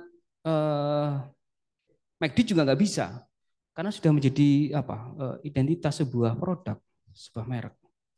Itu pentingnya seperti itu. Kadang kita meminjam warna dasar dari sebuah logo. Cuman masalahnya orang Indonesia tuh nggak mau ribet ketika membuat sebuah logo. Yang penting logogramnya bagus, logo type-nya sesuai, warna nomor 2. Jarang banget yang berpikir dengan warna. Coba kalian perhatikan lah. Migacuan, ya. Warna basicnya tipografi ini apa? Putih. Putih dasar monokrom. Walaupun ada substitusinya. Ya, substitusi. Ngomongin apa? Seven Chicken merah. Merah sama apa? Udah merah aja. Monokrom. Walaupun ada substitusinya. Ya, Seven kan ada substitusinya. Huruf S-nya diganti angka 7. Walaupun secara readability susah banget membacanya. 7 event. Pertama kali dia muncul kan gitu bacanya. 7 event. Ya enggak, 7 event. Karena ada kesalahan dalam menginterpretasikan. Lagi-lagi interpretasi.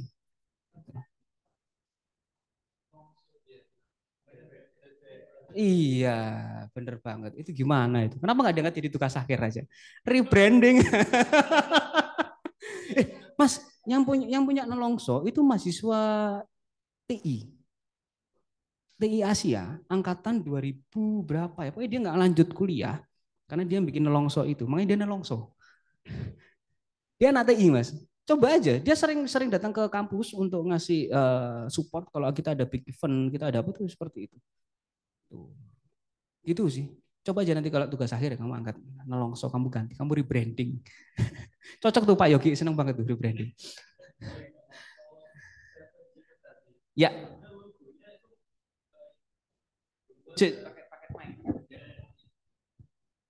Oh ya Pak, mau tanya tentang Seven Chicken tadi yang logonya angka 7 tadi kan, itu sebenarnya logonya itu kita pernah punya company desain, jasa desain di Malang tahun 2014 sampai 16, itu namanya Seven Trees. Warnanya hijau, logonya plek terus dicontek, dicomot sama mereka setelah perusahaan kita kolaps lah waktu itu. Itu hitungannya rebrandingnya berhasil atau enggak hitungannya? Sekarang kan jadi brand chicken dan logonya sama diganti warna aja. Brand awal yang Seven Trees itu? Masih karena perusahaannya udah bangkrut ya Pak, jadi udah nggak dipakai lagi. Tapi kalau dicari di internet masih ada Seven Trees Digital namanya. Jualan apa? Jasa desain dan Jasa desain. Host production lah ya. Host production. Software house sama desain. Software engineering dan ya. sebagainya gitu ya. Lalu diambil oleh Seven Chicken. Ya. Oke. Itu waktu itu kan ada teman-teman saya yang masih dekat sampai sekarang, saya godain loh. Saya sekarang jadi Seven Chicken yang bawa siapa ini? Ya. Ternyata nggak ada andilnya dari teman-teman yang lama. Ternyata beneran orang lain nyomot logonya di rebranding jadi franchise makanan. Seperti itu, hitungannya sekarang berhasil atau enggak atau itunya menurut saya? Itu bukan rebranding ya. Karena kalau rebranding dia berangkat dari satu perusahaan yang sama, cuman berbeda visi dan misi. Sehingga perlu di rebranding. Kalau berbeda luar, berbeda perusahaan, orangnya juga berbeda dan sebagainya, bukan rebranding, Mas. Dia brand baru. Ya sialnya nyontoh punyamu. Sama kayak kemarin sama contoh saya nyunjukkan kapal api sama kopi gajah. Waduh, Mas. Dan sekarang apakah itu menjadi hak kekayaan intelektual? Ya monggo kalau misalnya sudah di HKI-an ya, di HKI atau dipatenkan ya bisa dituntut. Sama kayak geprek bensu sama ayam bensu.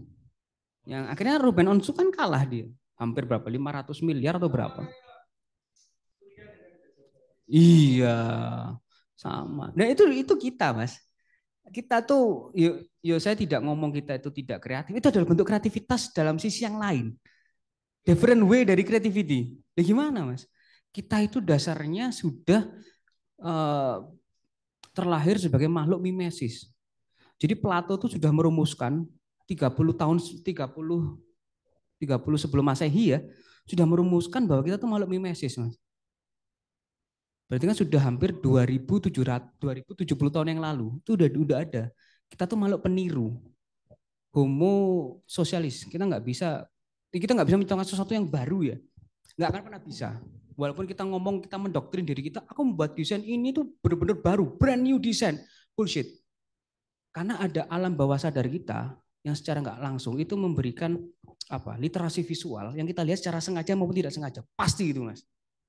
Itu sudah saya diseminasikan minggu lalu ketika saya bikin makalah dengan Pak Yogi saya lupa. Angel pokoknya judulnya. Angel Mas pokoknya Mas. Saya malas mikirnya sih. Tapi kalau gitu saya penasaran. Conference dengan Pak Yogi dengan makalah yang sama bahwa kita itu makhluk mencontek. Pasti nggak akan nggak. Di mana berarti saya itu ngirim Yogi.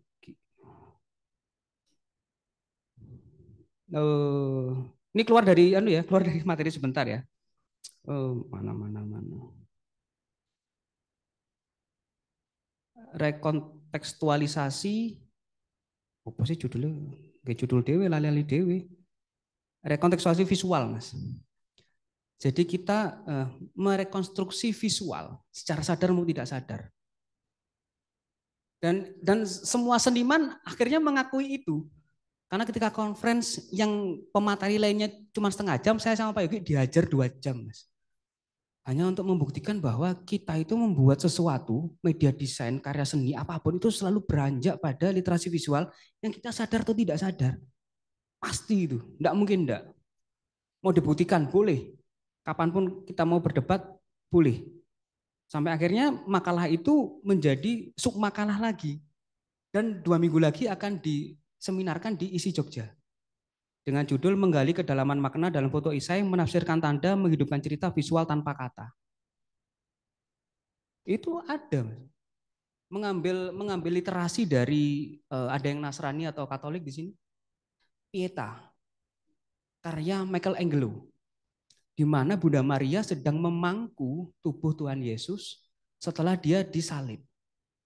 Itu ada patung Pieta di Basilika Santo Petrus.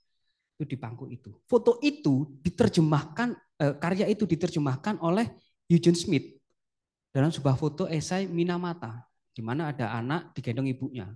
Lalu ada lagi foto Samuel Aranda ketika anak digendong ibunya. Itu interpretasinya sama. Ya kalian bikin karya desain juga pasti ada literasi visualnya secara sadar atau tidak sadar. Kalian mau mengakui atau tidak pasti ada. Pasti ada, tidak mungkin tidak ada. Oh yes, itu. Ini ngomong apa sih kok tiba-tiba ke sini? Mimesis ya. Jadi kita selalu meniru, tidak mungkin kita tidak meniru. Jadi tadi kita ngomongin Seven Chicken, itu pasti ada tiruannya. Bahkan mungkin ketika kamu bikin Seven Tree, salah satu temanmu yang bikin itu, dia melihat angka 7 dari 7-Eleven. Bisa jadi. Iya, ada. Bahasa Inggris. Ya, mau dibahas? Nanti pas ujian TA ya, kita bahas ya. Ada, Mas. Makanya kita ngomongin warna pun itu seharusnya dipatenkan. Ada warna biru yang sudah terlanjur dipatenkan dengan nama Tiffany Blue. Udah dipatenkan, enggak boleh dipakai. Kalian pakai, ya diketawain.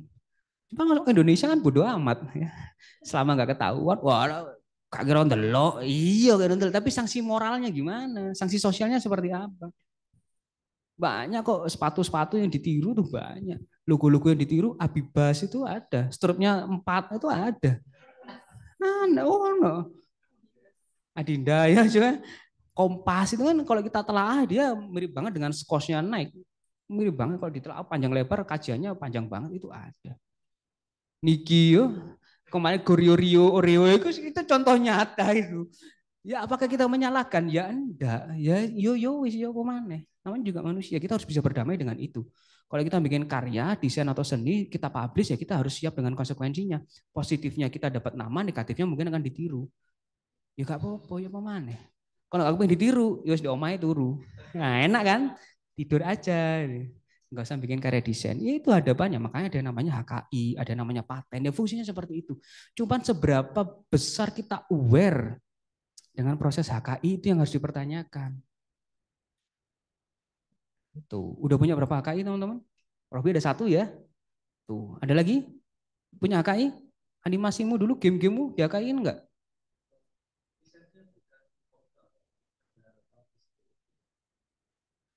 Yes, itu salah satu bentuk HKI. Tapi pernah nggak kamu melihat game sejenis? Iya kalau Twitter nggak mungkin lah mas, ngeplok banget ya angel lah. Tapi mungkin dari segi alur ceritanya, dari segi iya banyak banget. Karena ya kita ketika bikin karya pun teman-teman pasti akan buka Pinterest. Nggak mungkin nggak buka atau buka YouTube atau buka Instagram, scroll. Oh ini menarik nih, saya contoh ah. Dan itu harus hati-hati. Hati-hati. Yo hak cipta juga, yo secara sanksi sosialnya juga kena dan sebagainya. Nah itu pernah kejadian semester kemarin mahasiswa saya sendiri, bimbingan saya, ya kelalaian saya, dia bikin sebuah logo untuk toko buah. Sialnya yang uji Pak Yogi, sial banget itu. Lah ini logonya saya pernah lihat ini. Dilihat ditutur teman, wah buyar kan. Anaknya nangis. Panjang lebar. Urusanmu Pak Yogi bukan urusan saya. Karena kita juga ingin mengedukasi teman-teman. Kita boleh meniru, tapi plek. Plek itu banget kan. Lapo kuliah akhirnya nyentuh plek. Kan kita harus bisa mereduksi, mengganti, menginterpretasikan secara kebaruannya. Walaupun mungkin secara konteksnya sama, tapi kontennya kan bisa dirubah. Karena warna tuh jutaan, tipografi juga banyak. bidang itu yuk diatur lah komposisi dan sebagainya itu bisa. Karena yang mahal dari kita adalah bagaimana kita bisa mengkompos sense of art-nya itu yang mahal. Sama-sama dikasih Photoshop ya, atau sama-sama dikasih kamera. Anak di kafe dengan anak manajemen pasti berbeda motretnya. Kalau kita ngomongin foto, kalau ngomongin desain, anak akuntansi pakai Canva kan bisa, iyo. Sopo sih nggak bisa pakai Canva? Adikku umur 3 tahun nggak Canva, kadang-kadang bikin apa? Tuh TK, buset. Desain grafis paling ini hancur ini. Ngapain kita sekolah sampai S2, S3, bahkan sampai menjadi doktor di kafe kalau ternyata hancur dengan Canva. Tapi akan bertahan berapa lama orang yang mendesain dengan Canva? Kamu bikin kemasan seperti ini, ya bagus kita punya trademark itu bagus. Tapi jangan lupa klien kita tuh banyak. Kalau kita tidak mengadaptasi atau berdamai dengan gaya kita, ya nggak iso. Kalau misalnya ngomongin karya seni ya, memang kita harus punya gaya. Vincent van Gogh pasti akan dikenali sebagai pelopor ekspresionis karena gayanya dia stabil terus. Tapi kalau desainer kan nggak bisa. Karena kita masih di tahap kita mencari klien, bukan kita yang dicari klien. Kalau kita udah di tahap dicari klien pasti akan kepingin, aku pengen kamu membuatkan gaya desainmu seperti yang kamu buatkan di tas ini misalnya gitu. Desainernya jam Audemars Piguet itu dibajak oleh desainer jamnya Patek Philippe.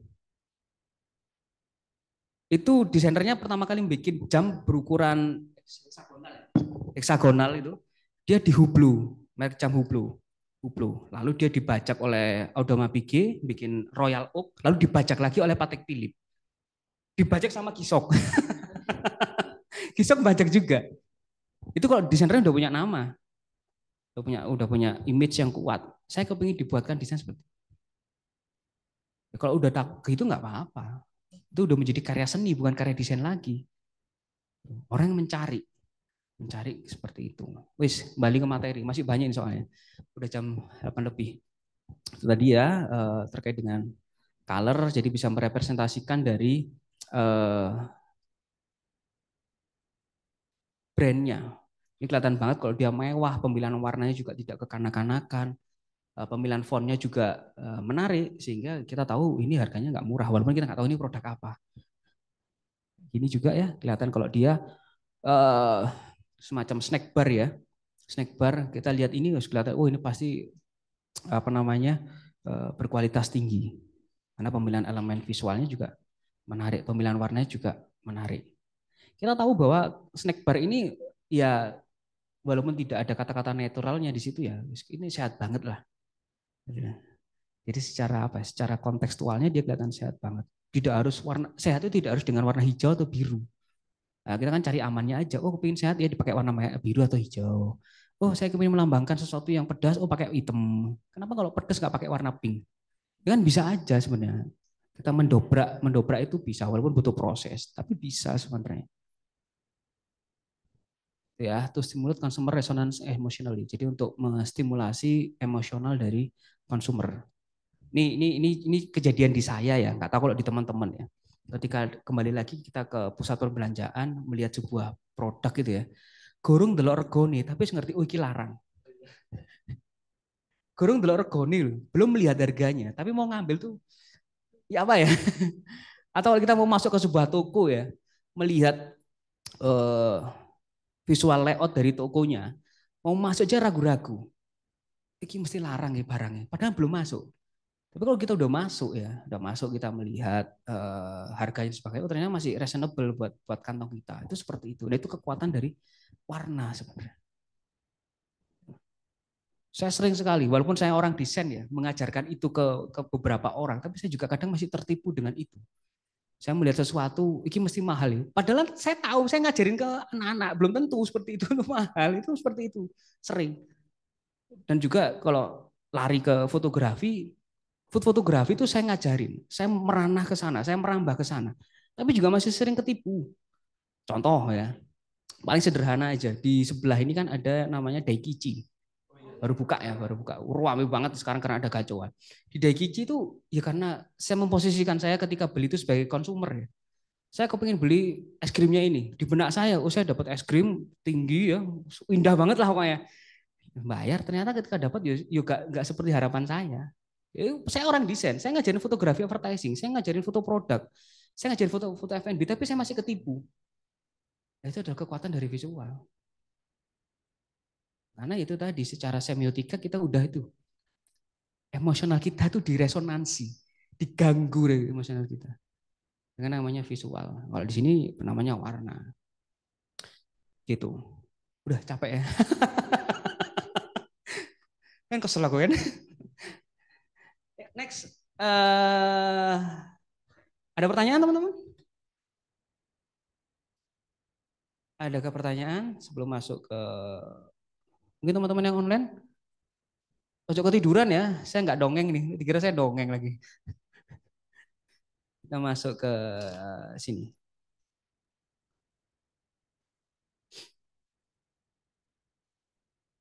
Ya, sebenarnya tugas yang sudah saya sampaikan minggu lalu itu kan berkaitan ya. Jadi ada beberapa step.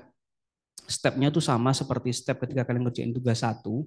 Jadi ada beberapa yang sudah dikumpulkan, yang belum dikumpulkan masih tetap saya tunggu tugasnya karena harus tetap saya kasih nilai walaupun insya Allah yang sering hadir akan lulus ya, akan lulus tapi tetap ada grade kelulusannya sehingga tugasnya tetap dikumpulkan. Bagi yang sudah mengumpulkan tugasnya saya keep dulu ya, saya pinjam dulu sampai nanti selesai baru saya bagikan. Permasalahannya adalah minggu depan sama seperti pertemuan 4 saya kosongkan presensinya melalui pengumpulan tugasnya.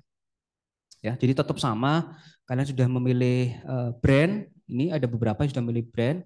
Ini ada sekitar berapa nih? 1, 2, 3, 4, 5, 6, 7, 8. Ada 8. Padahal mahasiswa kita di mata kuliah desain kemasan tuh ada sekitar berapa? Absennya mana tadi? Ada berapa? 9. Sekitar 21 ya, Yunus. Gak apa-apa.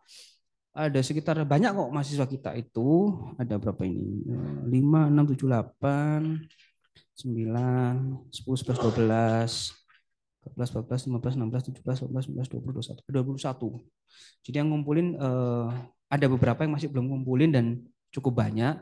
Yang mungkin terkendala dengan tugas yang lainnya. Jadi is okay, yang penting tetap berprogres, tetap kalian update aja tugas-tugasnya di Drive. Ini yang sudah dikumpulkan punyanya Mas Faik. Itu ada 3 kemasan jadi, ada kemasan box, ada plastik doff ziplock dan juga ada tote bag. Ini yang plastik doff ziplock dan juga tote bag-nya kalau melihat dari gambar yang ditunjukkan itu semuanya kemasan jadi ya, Mas Faik ya. Jadi itu maksudnya gimana, Pak? Kemasan yang tinggal nge-labeling aja, tinggal nempelin stiker aja. Tote bag yang kamu contohkan di sini kan adalah tote bag-nya bukan tote bag kertas ya. Yang mana? Yang Yang di PPT ya? Oh ya. ya di PPT. Ya. Jadi Itu kan itu termasuk kemasan dikasih jadi itu ya. labeling sih, Pak. Kalau Oke. dus mungkin nanti didesain dulu, saya belum bikin ilustrasinya ya. Yes. Oke, nanti Baru bikin, dibantu. kalau box bikin sendiri sih Pak itu. Oke, kemarin kan kita kesepakatannya untuk kemasan jadinya hanya 1 ya. Sama juga ketika punyanya Mas Dwiki, ini dalam box yang besar, ini kemasan jadi atau ngerancang. Oke. Oke, ngerancang. Lalu untuk Robby, paper bag-nya bikin atau jadi? Oke, sendiri. Lalu untuk Catherine, paper bag-nya jadi atau bikin? Bikin. Oke, lalu untuk Taufan, ini kemasan kedua dan ketiganya gimana nih caranya? Saya agak bingung nih, kemasan ketiganya kan dia bentuk jinjing ya. Berarti itu diselopkan gitu atau kayak gimana dari kemasan keduanya? Jadi bikin sendiri ya? Oke. Oke, Mas. Kemasanmu gimana sih? Ini bikin sendiri semua? Yang wadah pertama body scrubnya labeling ya? Oke, labeling. Lalu Afif, ada nggak Afif? Nggak masuk. Yunus, saya ketawa ini bikin moco mediamu, apa karyamu ini.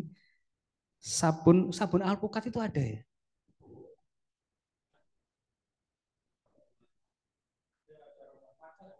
Iya, kalau matcha saya tahu. Alpukat itu ada ya? Saya tahunya alpukat itu scrub.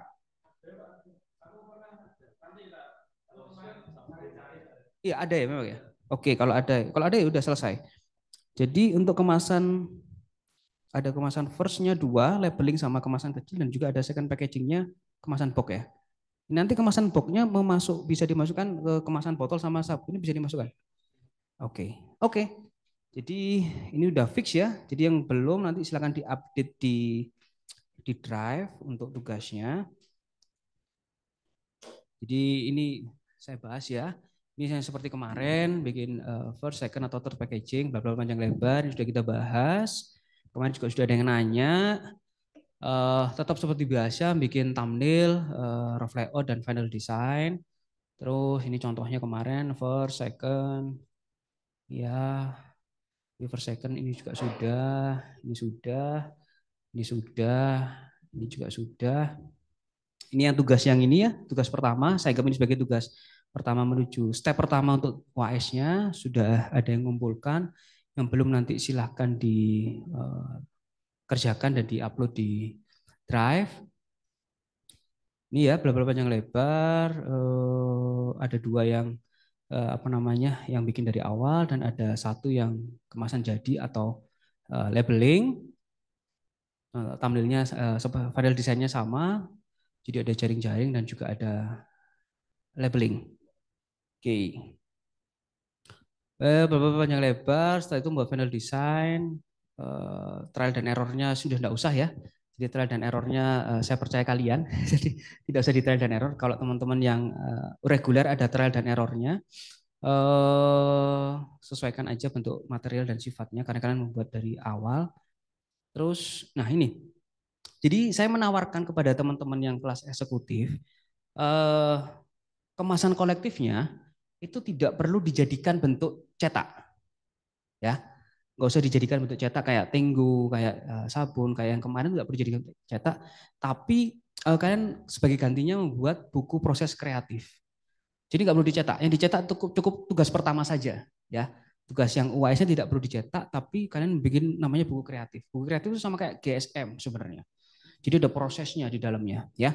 Jadi proses kreatif merupakan buku yang mendampingi kemasan kolektif yang telah dibuat sebagai proyek UAS.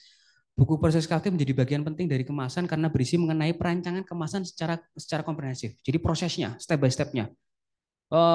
Nanti kalian layout aja ukuran 18 kali 18 dalam bentuk, terserah kalian mau pakai AI atau pakai apa, yang penting bentuknya kotak.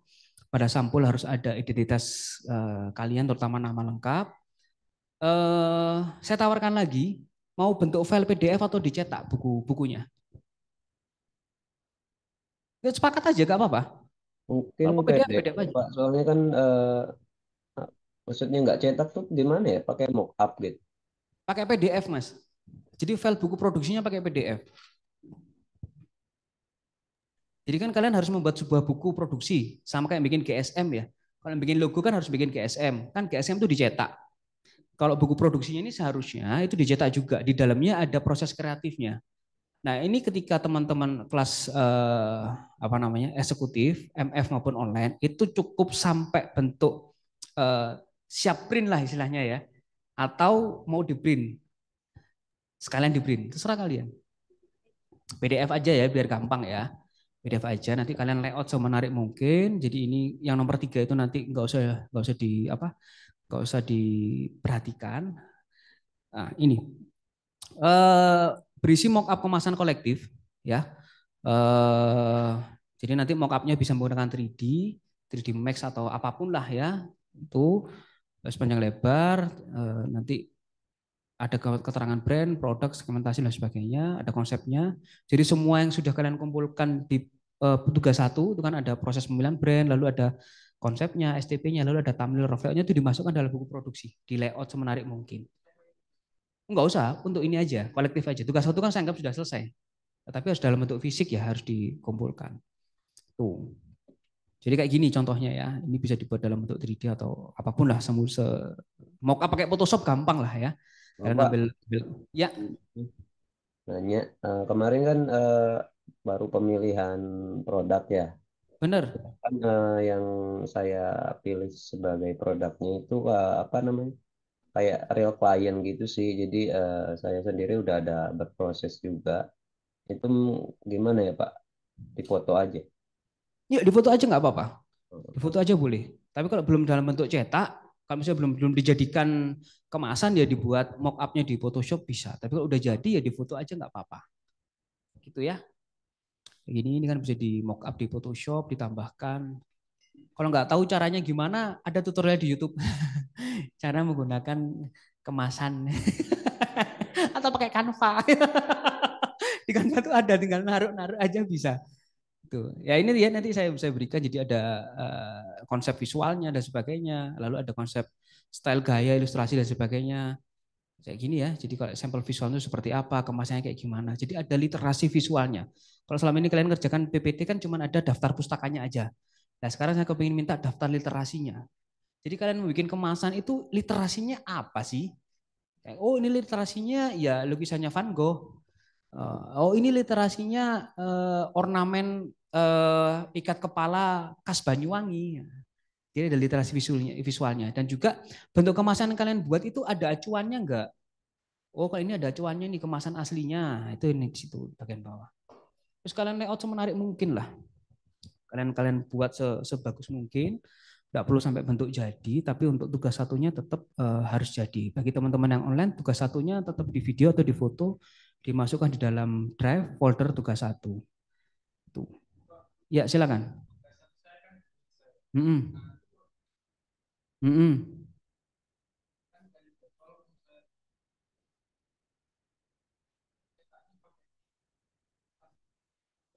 Ivory aja.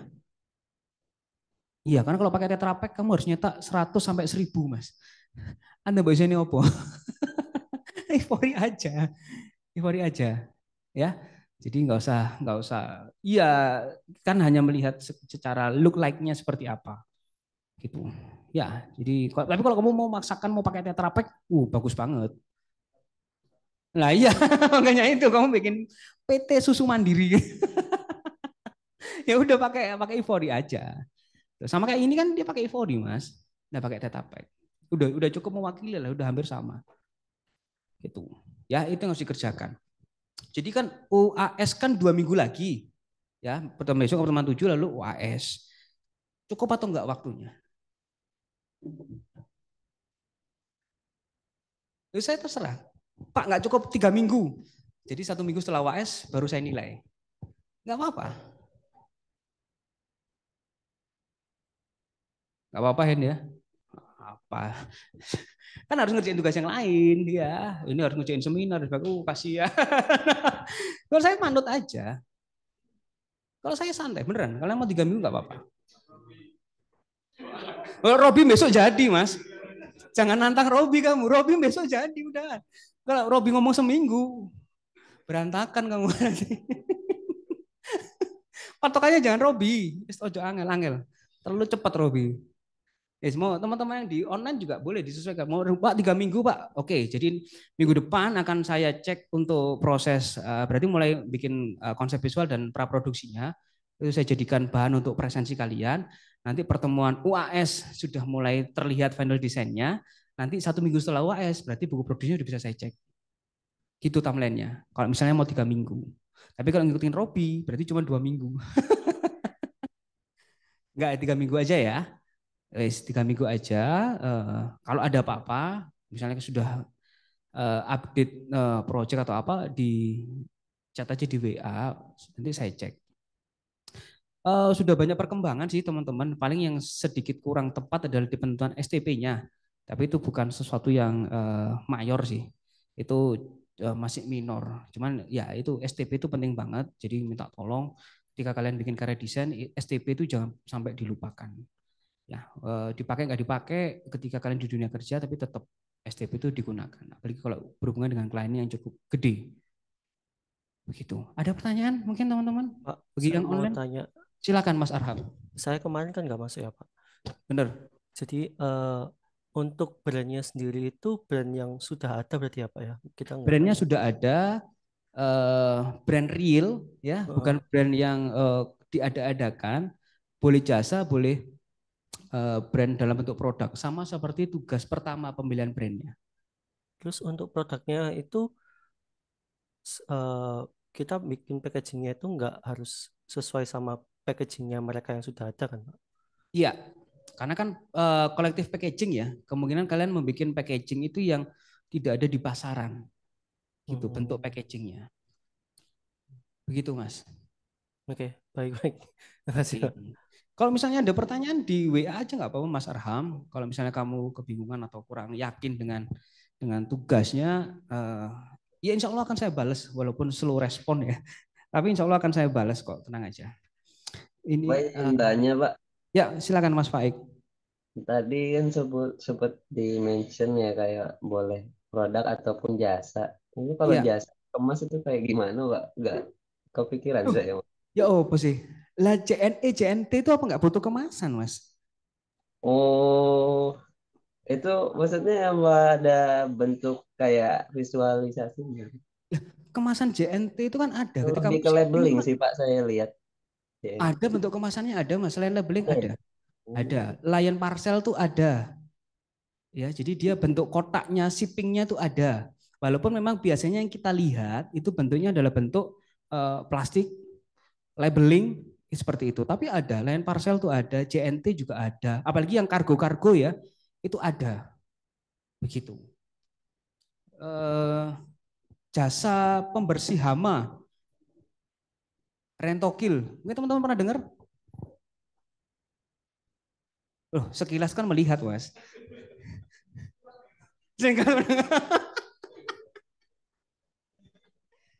Angel musuh. Apaan gitu? Rentokil itu kan jasa Mas sebenarnya. Jasa pembersih hama. Tapi apakah tidak ada yang dikemas? Ada dong. Ketika dia menjual obat untuk mematikan hama itu kan dia harus dikemas Mas. Gitu. Jadi jasa itu bukan berarti eco service-nya yang dikemas. Nggak bisa kita ngemas itu nggak bisa. Jadi lebih ke arah produk yang dijual oleh sebuah jasa. Ya kayak si JNE, JNT, Lion parcel dan sebagainya itu butuh kemasan. Yang bisa mengidentifikasi sebuah brand. Itu sih. Gitu Mas. Ya, Faid. Ini ada Faid, lalu siapa lagi nih? Mbak Tri ada, lalu ada Mas Arham. Oke, silakan ada pertanyaan lagi teman-teman.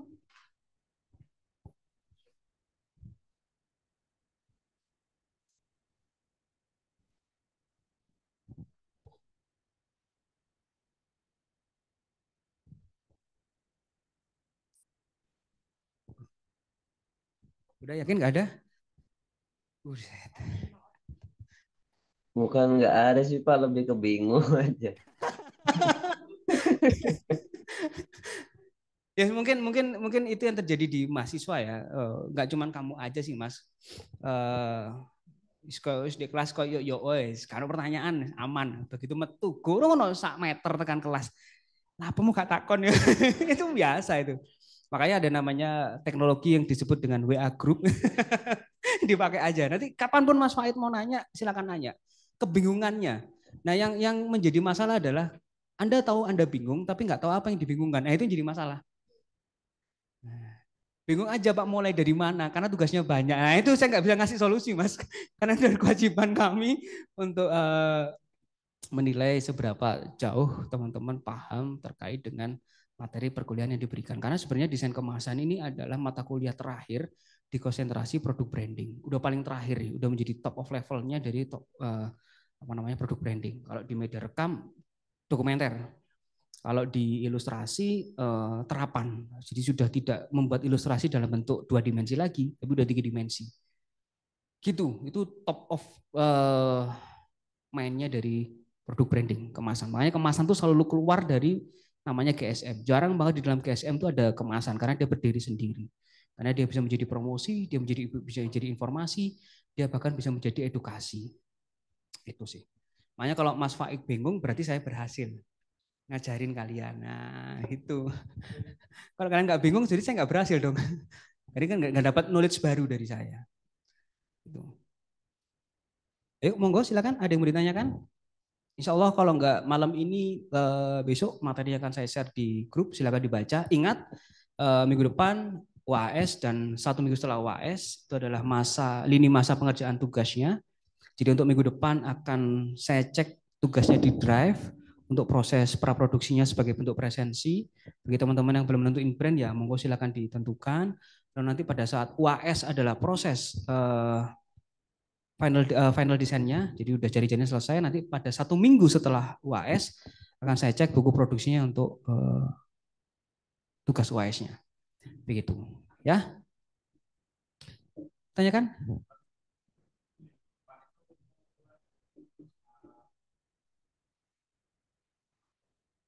Itu tadi praproduksi. Praproduksi mulai dari STP, konsep, konsep visual, thumbnail, rough layout-nya. Gitu ya. Wis yo, mau nanya lagi nggak?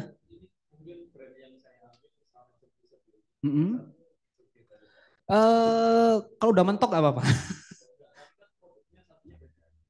Ya, sebenarnya kalau bisa itu brandnya berbeda supaya penentuan STP-nya juga berbeda juga.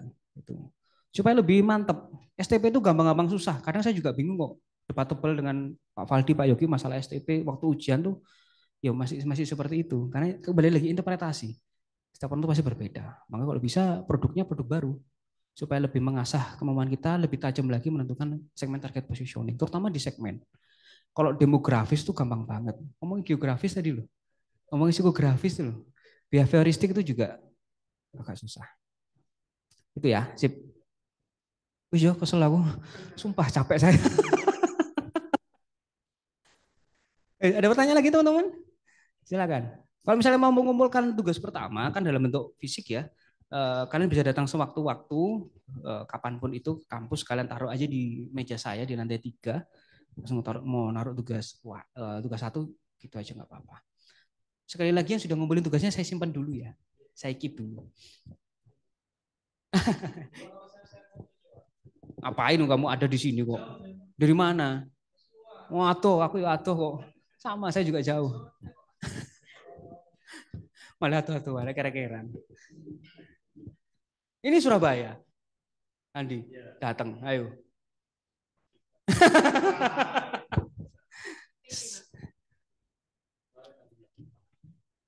Oke, gitu ya teman-teman ya. Sekali lagi saya ucapkan terima kasih. Mungkin sampai sini dulu ilmu yang bisa saya bagi. Semoga bisa bermanfaat dan jangan sampai dilupakan ya. Nyaman banget kalau dilupakan. Bisa dijadikan bahan untuk ngerjain tugas akhir. Semoga bisa ketemu lagi dalam keadaan sehat walafiat. Untuk teman-teman yang online, semoga kita bisa berjumpa dalam keadaan offline ya. Saya tetap menantikan kehadiran teman-teman. Apakah nanti ketika ujian atau pameran atau apapun itulah, atau tiba-tiba datang ke Malang seperti Handi ini, menyenangkan sekali kalau bisa berinteraksi secara langsung. Ya, sekali lagi saya ucapkan terima kasih dan mohon maaf kalau selama beberapa kali pertemuan saya ada salah kata atau ada guyonan yang entah kalian garing banget atau apa itu ya, efek kelas malam ya. Jadi supaya tetap bisa in. Sekali lagi saya ucapkan terima kasih atas perhatiannya. Saya akhiri perkuliahan hari ini. Selamat malam. Wassalamualaikum warahmatullahi wabarakatuh. Malam, makasih Pak. Waalaikumsalam. Makasih Pak. Terima kasih banyak, Pak.